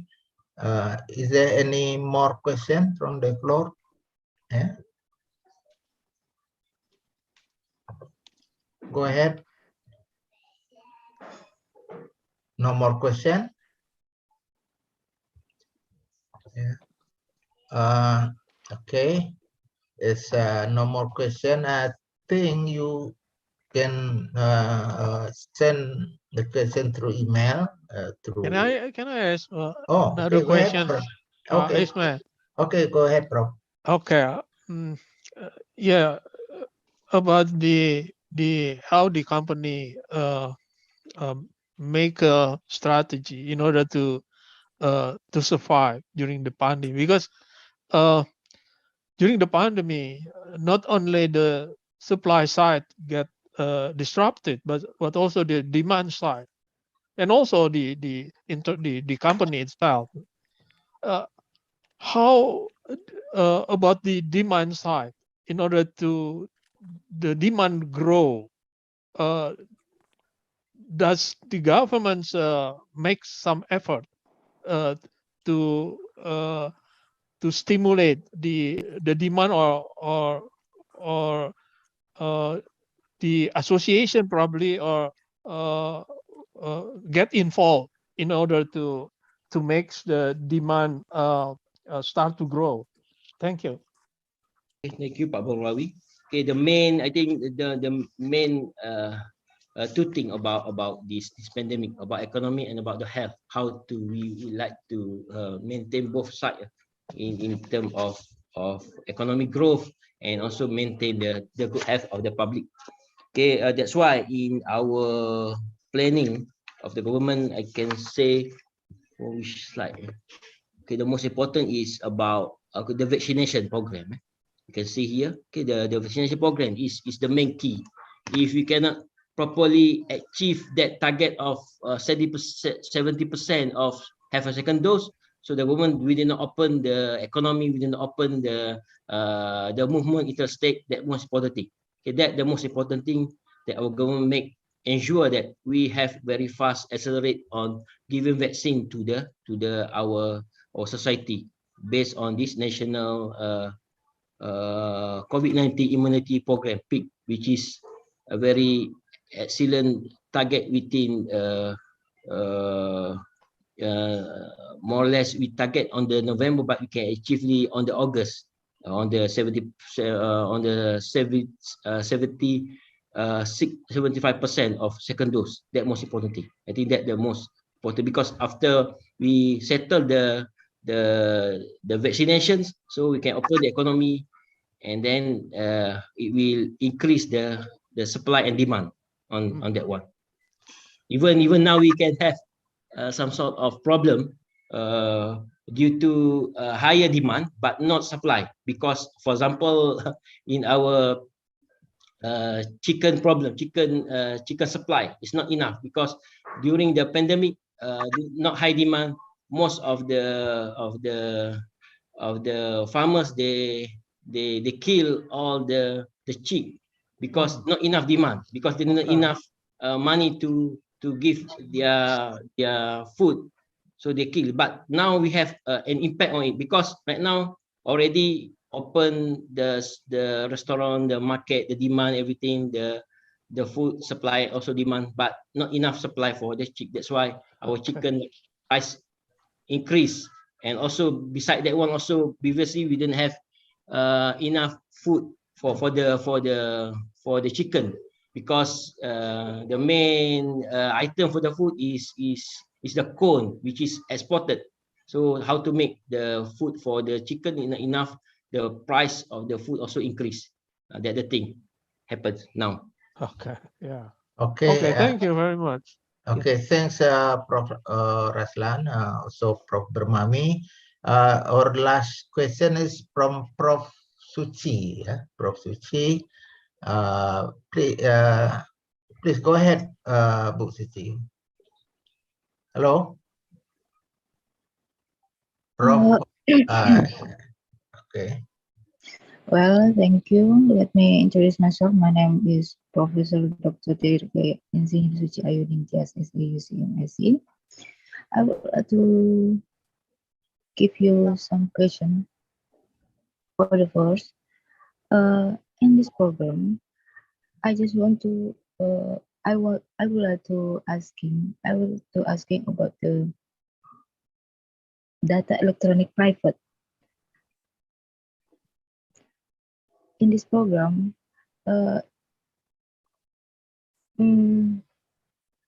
Excuse me, Prof. Suci, your voice not so clear. I don't know what happened. I would like to asking about the data electronic like eKTP.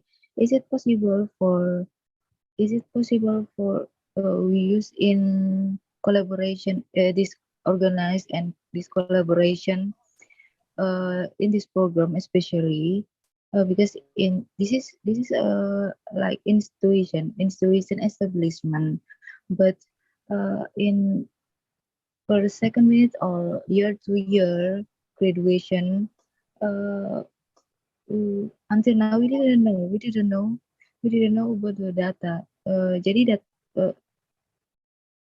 about the data electronic IKTP for this program. I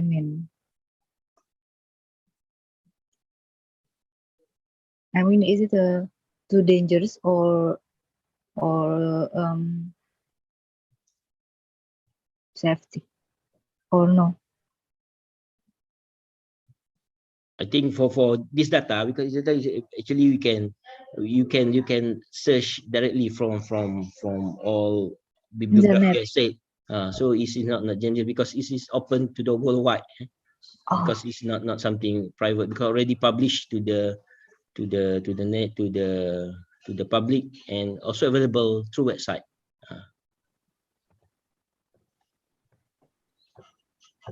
And also I think for the APCOMS-iMEC also they will share all the slide, I think. So of course we get the feedback of implementation from that establishment in this country as employers and students. True? Yes. I hope so. Well, thank you. Yeah. Is it okay, Prof. Susi? Hello? Okay. I think this Prof. Susi has asked for the last question, and Prof. Raslan already explained his answer. Is any more question, and you can go through email or chat, chat option on this Zoom link, because we don't have much more time for question and answer. I think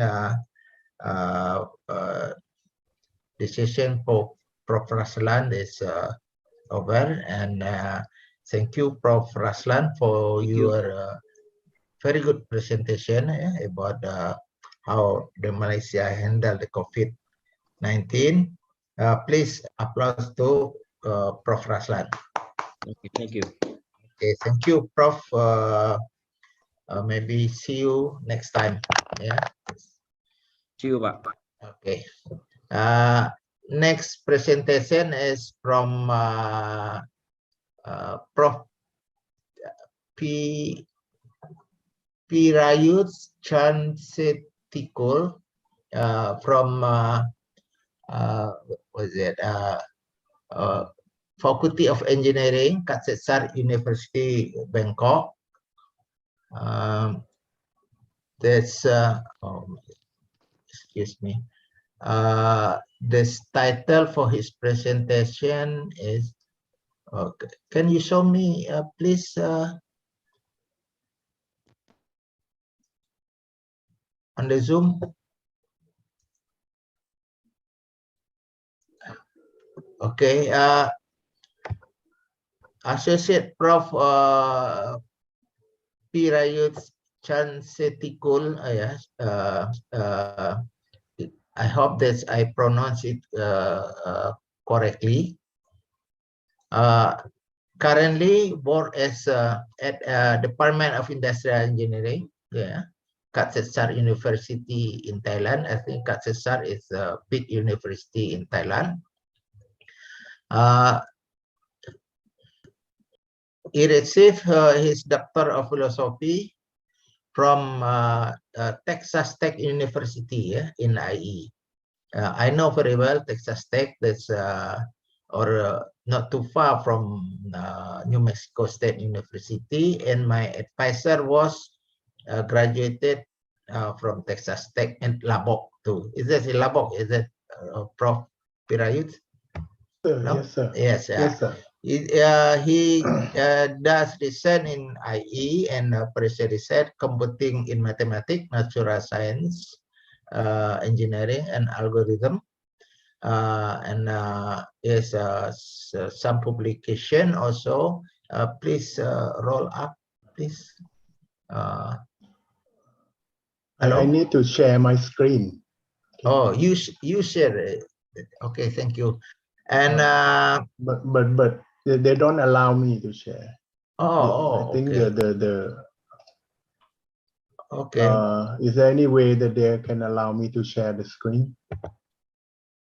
Hello, excuse me, organizing committee, can you hear it? The session has been allowed, sir. Okay.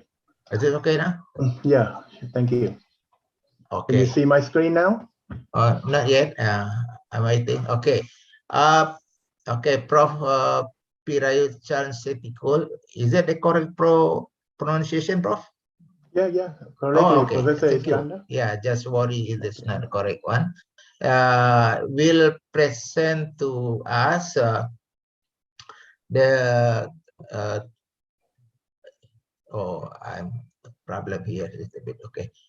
With the topic of personal scheduling in post-pandemic, this an operation research approach is look like very deep presentation on the operation research area. Go ahead, Prof. Pirayut. The floor is yours, and the time for you is about 30 minutes for presentation. Go ahead. Thank you very much, Professor Iskandar, and good afternoon already. I think in Malaysia, in Indonesia, or wherever you are, and it's my privilege and honor for the invitation from APCOM and IMEC 2021 for the invitation to give some thought on my activities, responsibility in post-pandemics. Okay, and since my background is in the operation research area, and I'm currently also the Dean of Engineering Faculty at Kasetsart University, and so today I'm going to share you in a more micro point of view rather than macro point of view, like what other speaker, the previous 4 speaker. Okay, and I think from the industrial engineering perspective, operation research always be the required course in starting from undergraduate curriculums. Okay, and it normally help you. I think that from the real definition now that used in US informed societies, that they were the sign of better making a better decision. Okay, which means that all the OR technique can help you to find a better alternative or better decision. Okay, using through the mathematical model and mathematical technique, combining with computer science technology. Okay, and with the advancement of the information technology nowadays, and I think that the model when I was a student way back, I was a student at Texas Tech from 1984 to 1988. Okay, so many years ago. At that time, all those complicated models seems to be like formulating for fun at that time, because the computing software and the hardware device has not been ready at that time. But now today, with the advancement of the hardware, okay, and with even you heard about the concept of quantum computing that coming along, if they succeeded, or even the communication using the 5G technology. Okay, all these things and those big data technology. Okay, make it. I think that make it possible that all those complicated mathematical model can be solved nowadays. Okay, as you can learn from the integration of all this technique, okay, and OR has become a part of the data science, data analytics, and many sub area that happening nowadays. Okay, so today I think that when you talk about the post-pandemic, okay, the opportunity of operation research approach, okay, I think that it become huge nowadays, because in the past, okay, with the normal situation, okay, people get used to the old traditional working. Even you have a new concept trying to apply it, okay, if it's not clearly have the advantage for the solution, okay, it's not can be replaced the old way of thinking. Okay, but for this post-pandemics, okay, the situation changed, the direction, the constraint, the regulation is open the opportunity of those who have the skill of modeling, simulation, and optimization. Okay, because with model, okay, like OR model or mathematical model, when the situation change, the parameters change or everything, okay, you can easily plug it in and can predict the effects of what's coming along. Okay, so that's a huge, in summary, that the opportunity for IEOR, okay, all together, okay, to be able to utilize all this technique.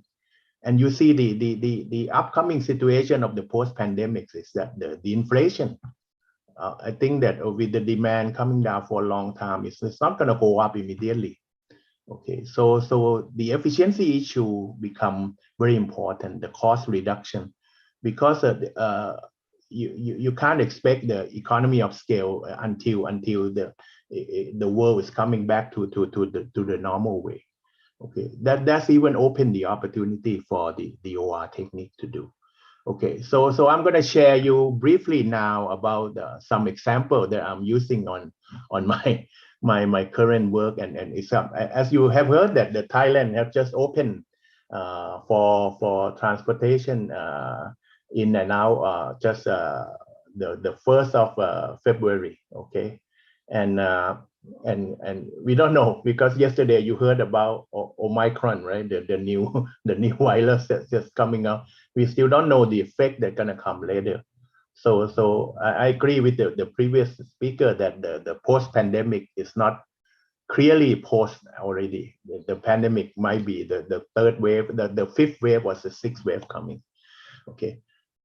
So like I told you, I'm going to talk to you about the very micro level, the one that we are having problem with our faculty now today. Okay, during the pandemic, over 2 years. Okay, you can see that all courses and everything is going online. The lecture, the homework, project presentation, or even examination. I think as an instructor or professor in university, especially the senior lecturer, okay, they're all concerned about the cheating, okay, in the exam, especially when you have a very large class like the basic science class for the freshman student, or some of the basic engineering science class within the engineering, like static dynamics or mechanic course.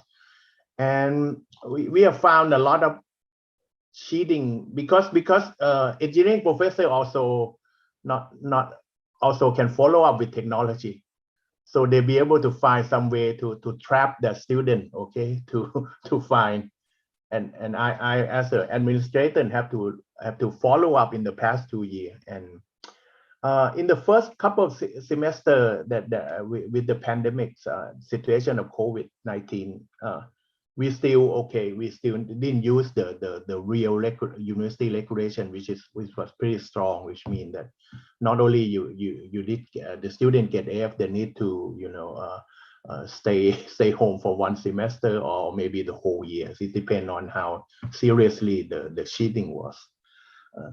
But we found another problem here is that when cheating online nowadays, when they got caught, it become a much larger group. It's not just individual, maybe 2 students just teaching in the analog world. Okay, in the digital world, okay, with the technology, you can trap down and then can find the scientific evidence and show them that.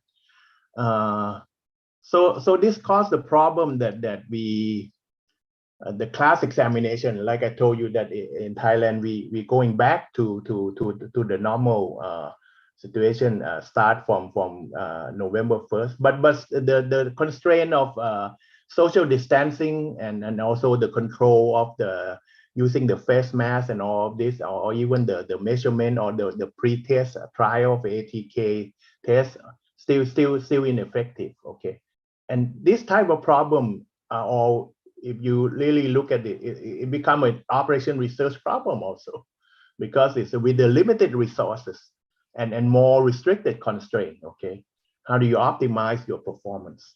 Okay, so in the upcoming semester, we're going to open the semester this coming Monday. Okay, the second semester. We mostly will go back to the class exam again, especially the undergraduate program.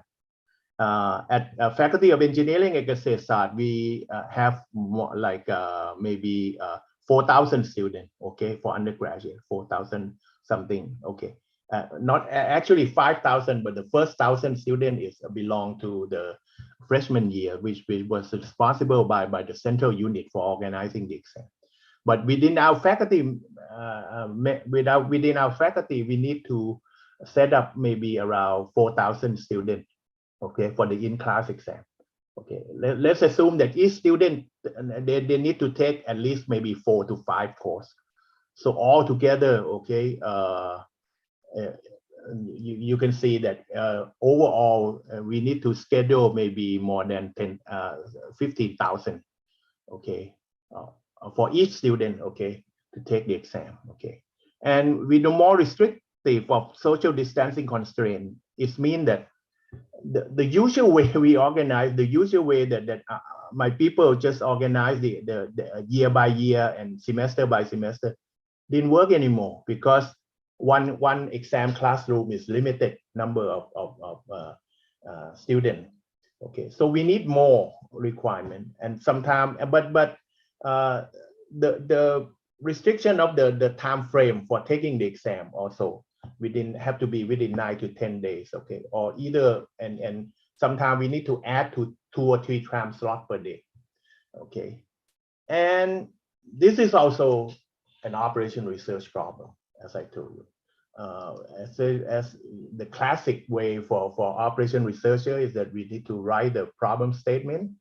I'm not going to go to the detail because it's just maybe too technical, but if you are all interested, I already shared the website here, okay, in the chat. You can, all the file that I show you here, you can access to that link. Okay, certainly there will be a number of classes to be scheduled for the exam, and we have another parameter R as the number of extra additional time slot. Okay, and these are by as the number of students registered in class I that need to take the exam. Okay, and also we have available in classroom, okay, in time slot, okay, T, okay, with S of J as the capacity of the room. Okay, so this is just really basic. We still didn't include the human constraint or the curriculum constraint. Okay, so that will be added later, but this is a basic constraint. It's just an allocation of your student. Now in the past, we be able to put one subject in one classroom. My people can be able to schedule very easily, because they did it year after year, and not many students have been varied. But with the social distancing constraint, now you cannot have, just if you have a class with more than 100 students. Okay, in the past we have an available exam room that can put all the students in one room, but with social distancing constraint, you have to split it. Okay, with the split the number of students, we want to find the optimum schedule such that the total number of students scheduled in the extra time slot is minimized, and the total number of schedule, or it can be either one of these. Okay, the total number of students, okay, scheduled in regular time slot is maximized. Okay, after you identify your problem statement, you need to write. Okay, okay, we not waste time to talk about the formulation. Just say that it's been formulated as a mixed integer linear programming. Okay, which in the past, this is not an easy problem to solve. especially when the number of subject, the number of time period and time slot, and the number of classroom is getting bigger because of this integer constraint y sub I t. Okay, but x sub ijt is the allocation of student in subject I, okay, in classroom j at time t. Okay, and we have some theoretical work that mathematically we can prove that if we just only restricted y sub I t to become 0, either one, it means that if subject I is scheduled at time t, y sub I t is equal to 1. Unless otherwise it's 0. Okay, if you control this y sub I t just to be the binary variable, x sub ijt is automatically integer for all ijt. Okay, we can. This is just a theoretical problem to prove this. The definition that I already and each of these constraints have some implication. Just like this one is that for each subject I need to be placed or scheduled in one of the time period, either 1 to t or the extra period from t to t plus 1 to t plus r. And then for subject I, you split number of students to several classrooms at time t. Okay.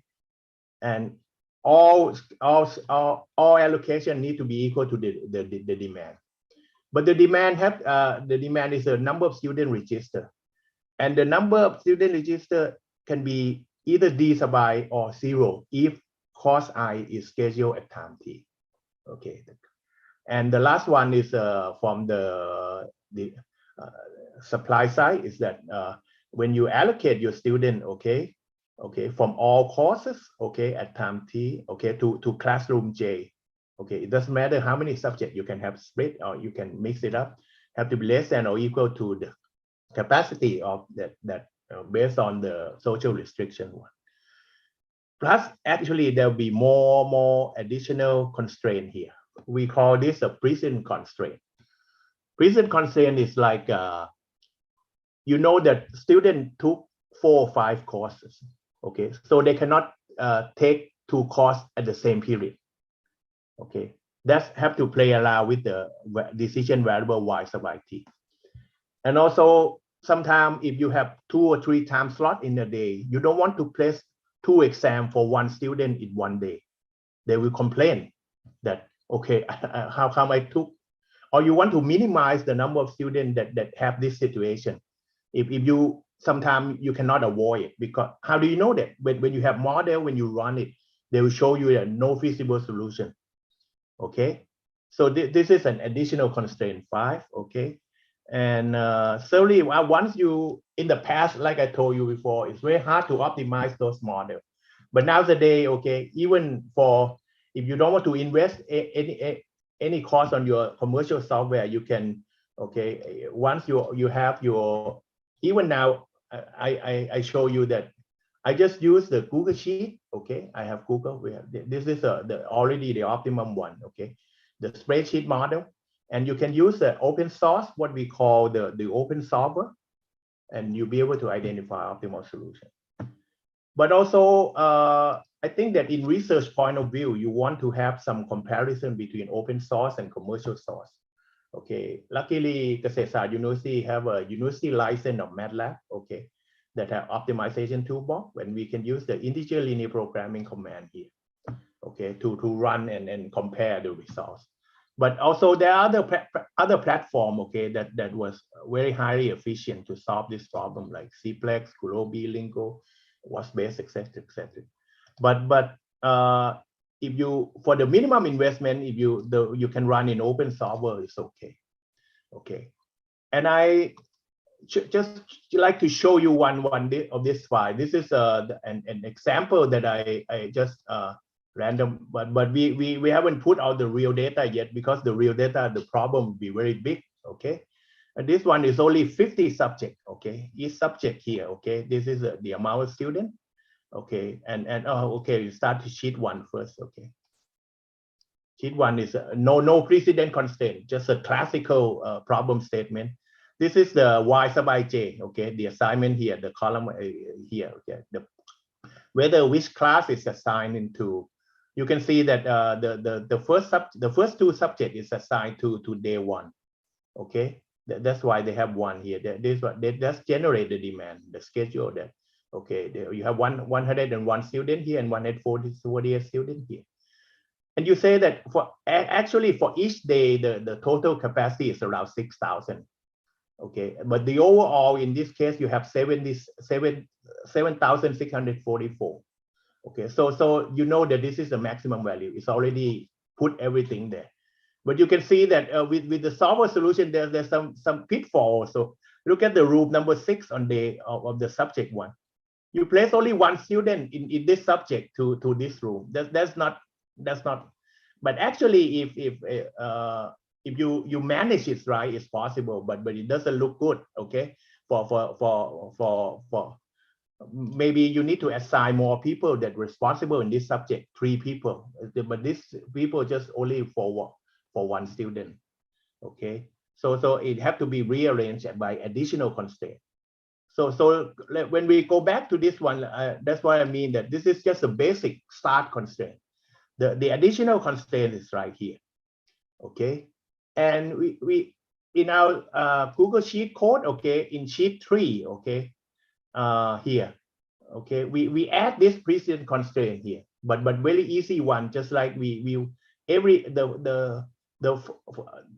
4 subject consecutive subject cannot be taken on the same day. That's just a basic one, but actually in the real world you need to study the structure of curriculum and everything. Okay, it means that we can add some constraint and the problem is still solvable. But look at this, that the maximum value is that instead of you get 6,000 the full capacity, with this constraint, additional constraint, the optimal solution reduced down to, okay, you need to blank bench, okay, and table that student not allocated. It will be allocated in the extra period of time. But this one just show you that the possibility that not much investment. This is all for free. You use Google Sheet. You don't even have to buy Excel. Okay, and also Google Sheet. Also, you can import the open solver for free. Okay, to solve this problem. Okay, but then this one is not included in the Google slides. That we add one more constraint is that instead of minimizing the number of students, we try to minimize the number of classroom. Especially the classroom used in the extra period. Okay, this one. Okay, this one only day 4. We classify day 4 as an extra period. We have found that this is a very extremely difficult problem. Okay, but that's good for research in operation research, but it's not practical. It means that we already run it and then it took the whole day. But the first two problem was be able to solve in real time, maybe within a couple of minutes. Okay, you can solve it. But this one, once you add this, just like if you know the fixed charge problem, this is a very similar one. That if you assign student in one room, okay, you need to count that. Okay, this is the number of classroom that you use. This one you want to minimize the total extra classroom use due to the social distancing. So that's why we go back to the basic one. Okay, that solvable to make it, and then we try it for this upcoming semester. Okay, and also I have some students to continue doing research on this to improve the efficiency of solving that. We apply what we call the Bender decomposition. Okay, and certainly we separate X and Y together. Okay, you know that you have Xijt and Y sub it. We separate these two.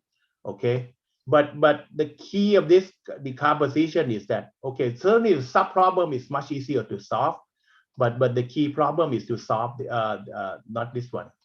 This what we call the Bender cut problem, because you still have to solve the mixed integer program, not the mixed integer or binary integer programming here.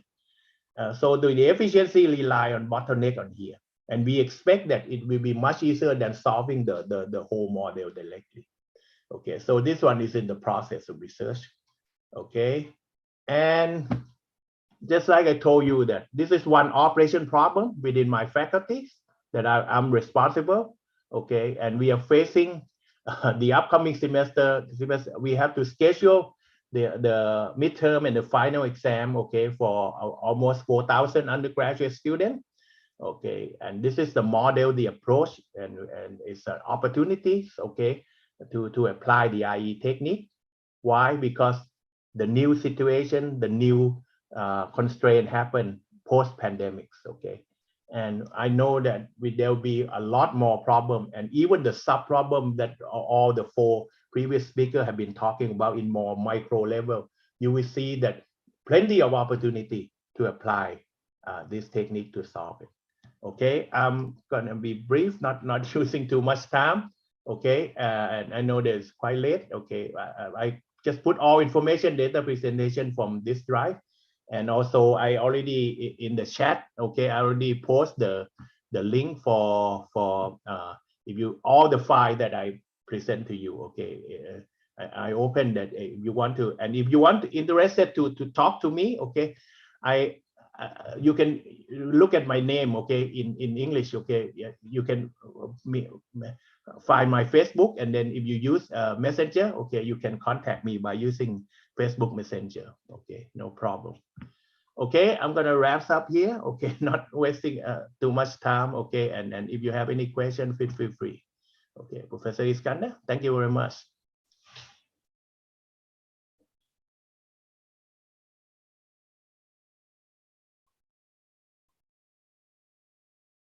Oh.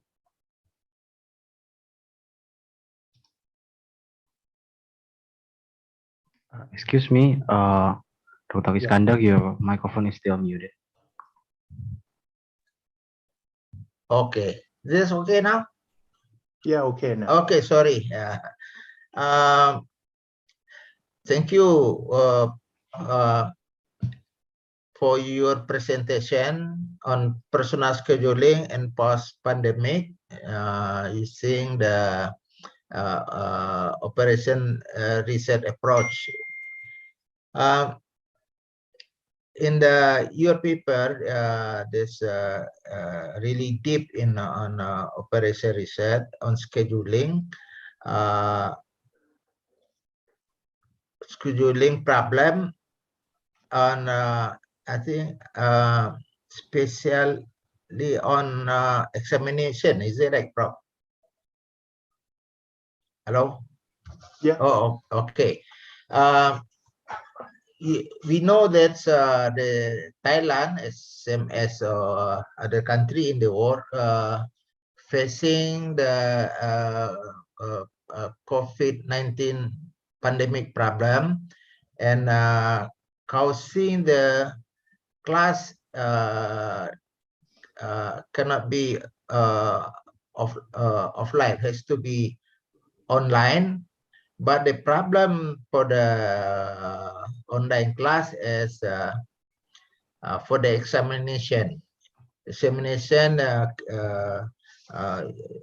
through online create cheating, and also the Prof explained that some problem for the lecturer also not familiar with the online environment yet, yeah. And then make the examination for the student has to be offline again. But the problem is during pandemic, some health protocol or some limitation, the class cannot be big, yeah. Also the time allocated for the student is also limited. And we know that the Katsasar University is a big university. Prof. I say that 4,000 undergrad students, is it only for your department or for the whole campus? But I heard that Katsasar is very big, has a very big student bodies, yeah. And then Professor Pirayut team create mix integer linear programming model, yeah, to optimize the schedule by considering constraint of number of classes, time slot, and student register, and other additional constraint, and using the MATLAB for the optimizing tools, and then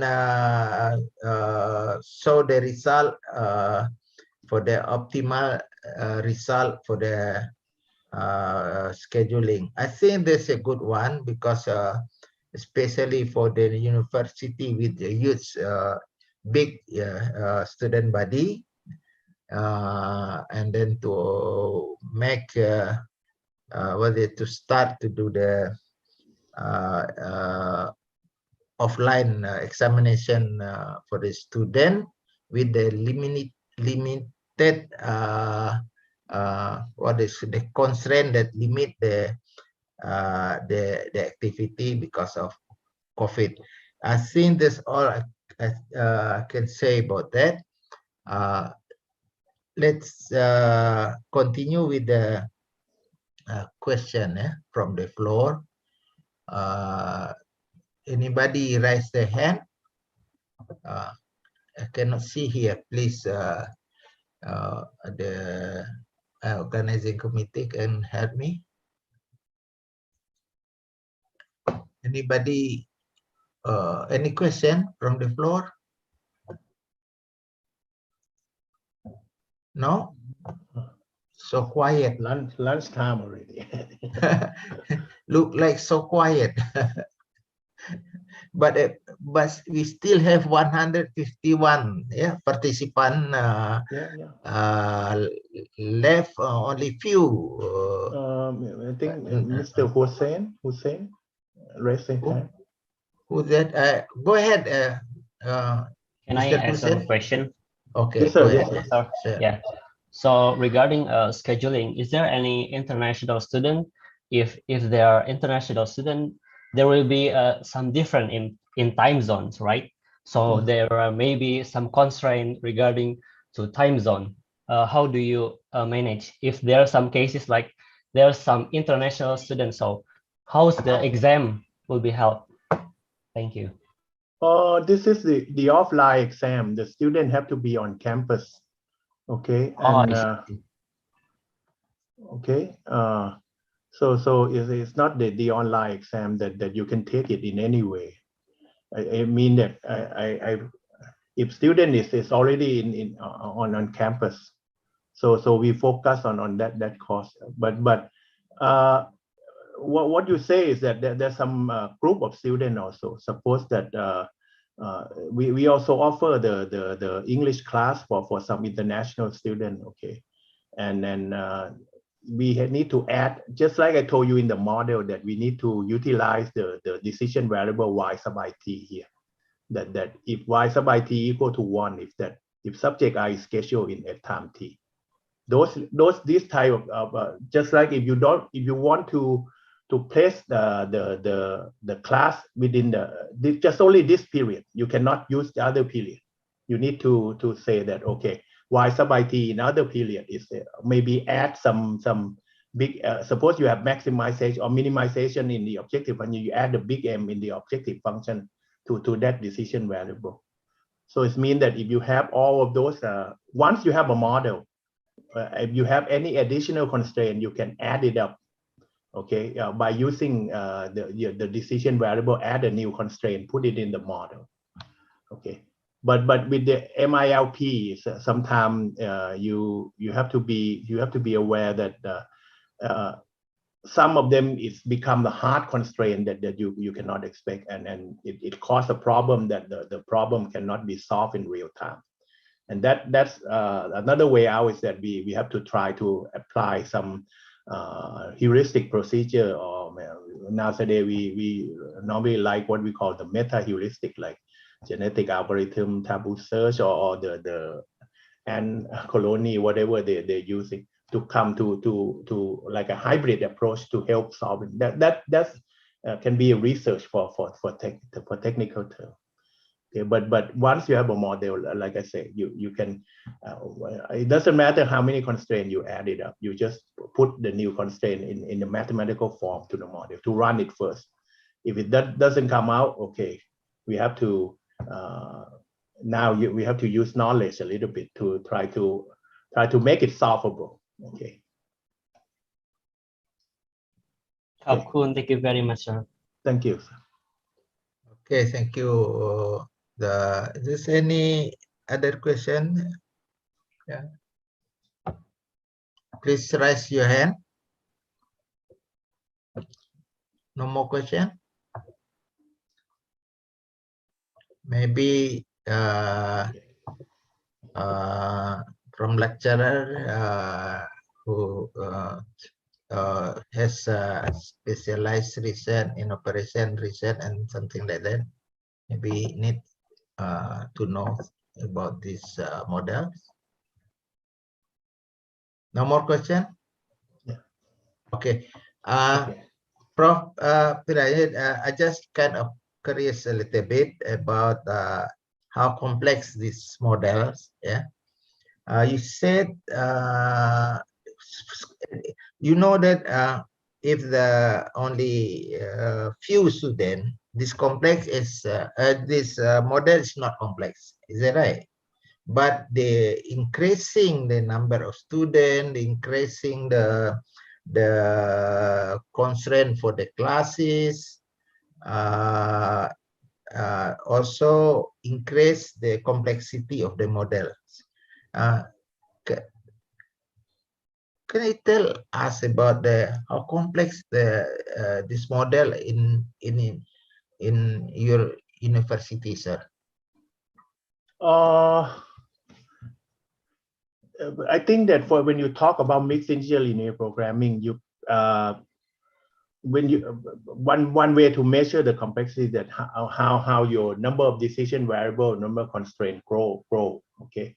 Yeah. But so in a certain time, a lot of time when you're dealing with integer linear programming, if you have more constraints, the problem become more easier to solve. Because more constraints, you cut down all the feasible region. Okay. Yeah.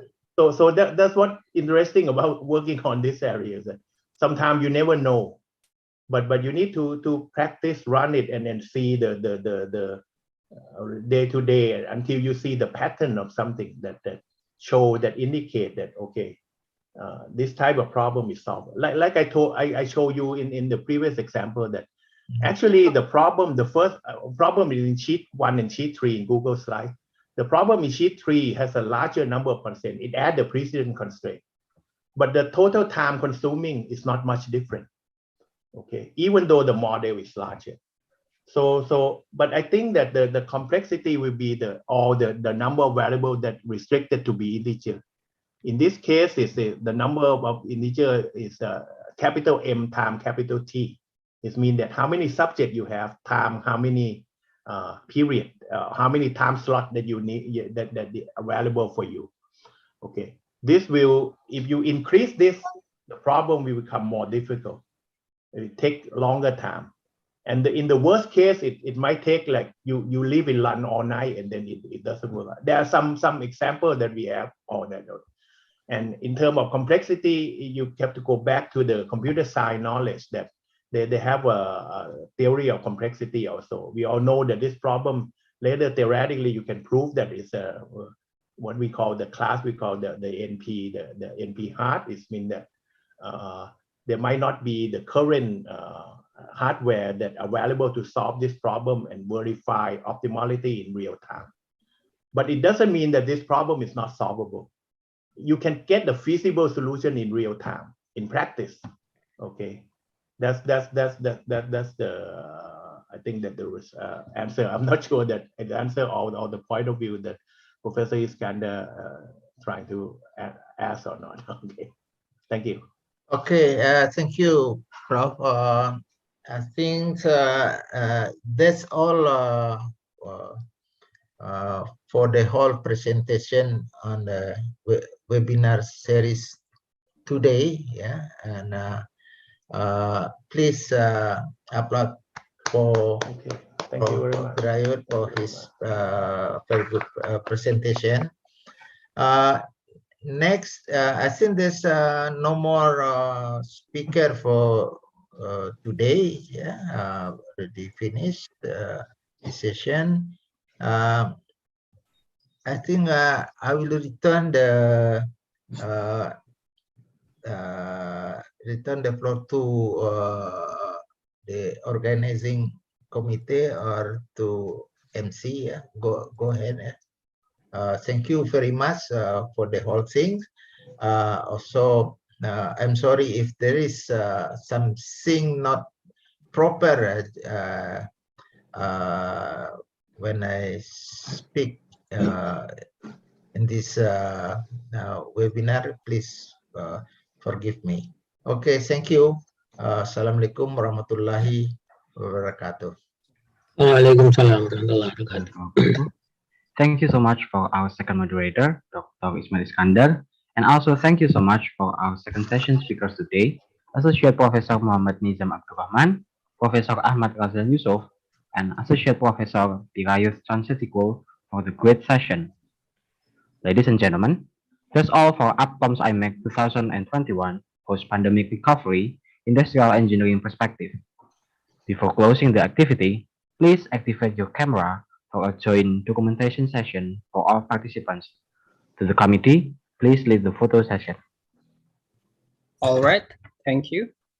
To all participants, please turn on your camera because I want to capture the screen for today's documentation. Okay, take your time.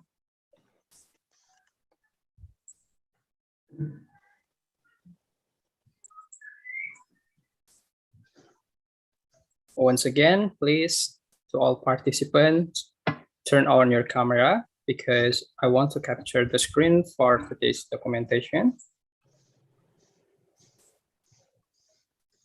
All right, there are 6 slides in this room. So I will capture one by one after the count of 3. All right, for the first slide. 1, 2, 3. Okay, the second slide. 1, 2, 3.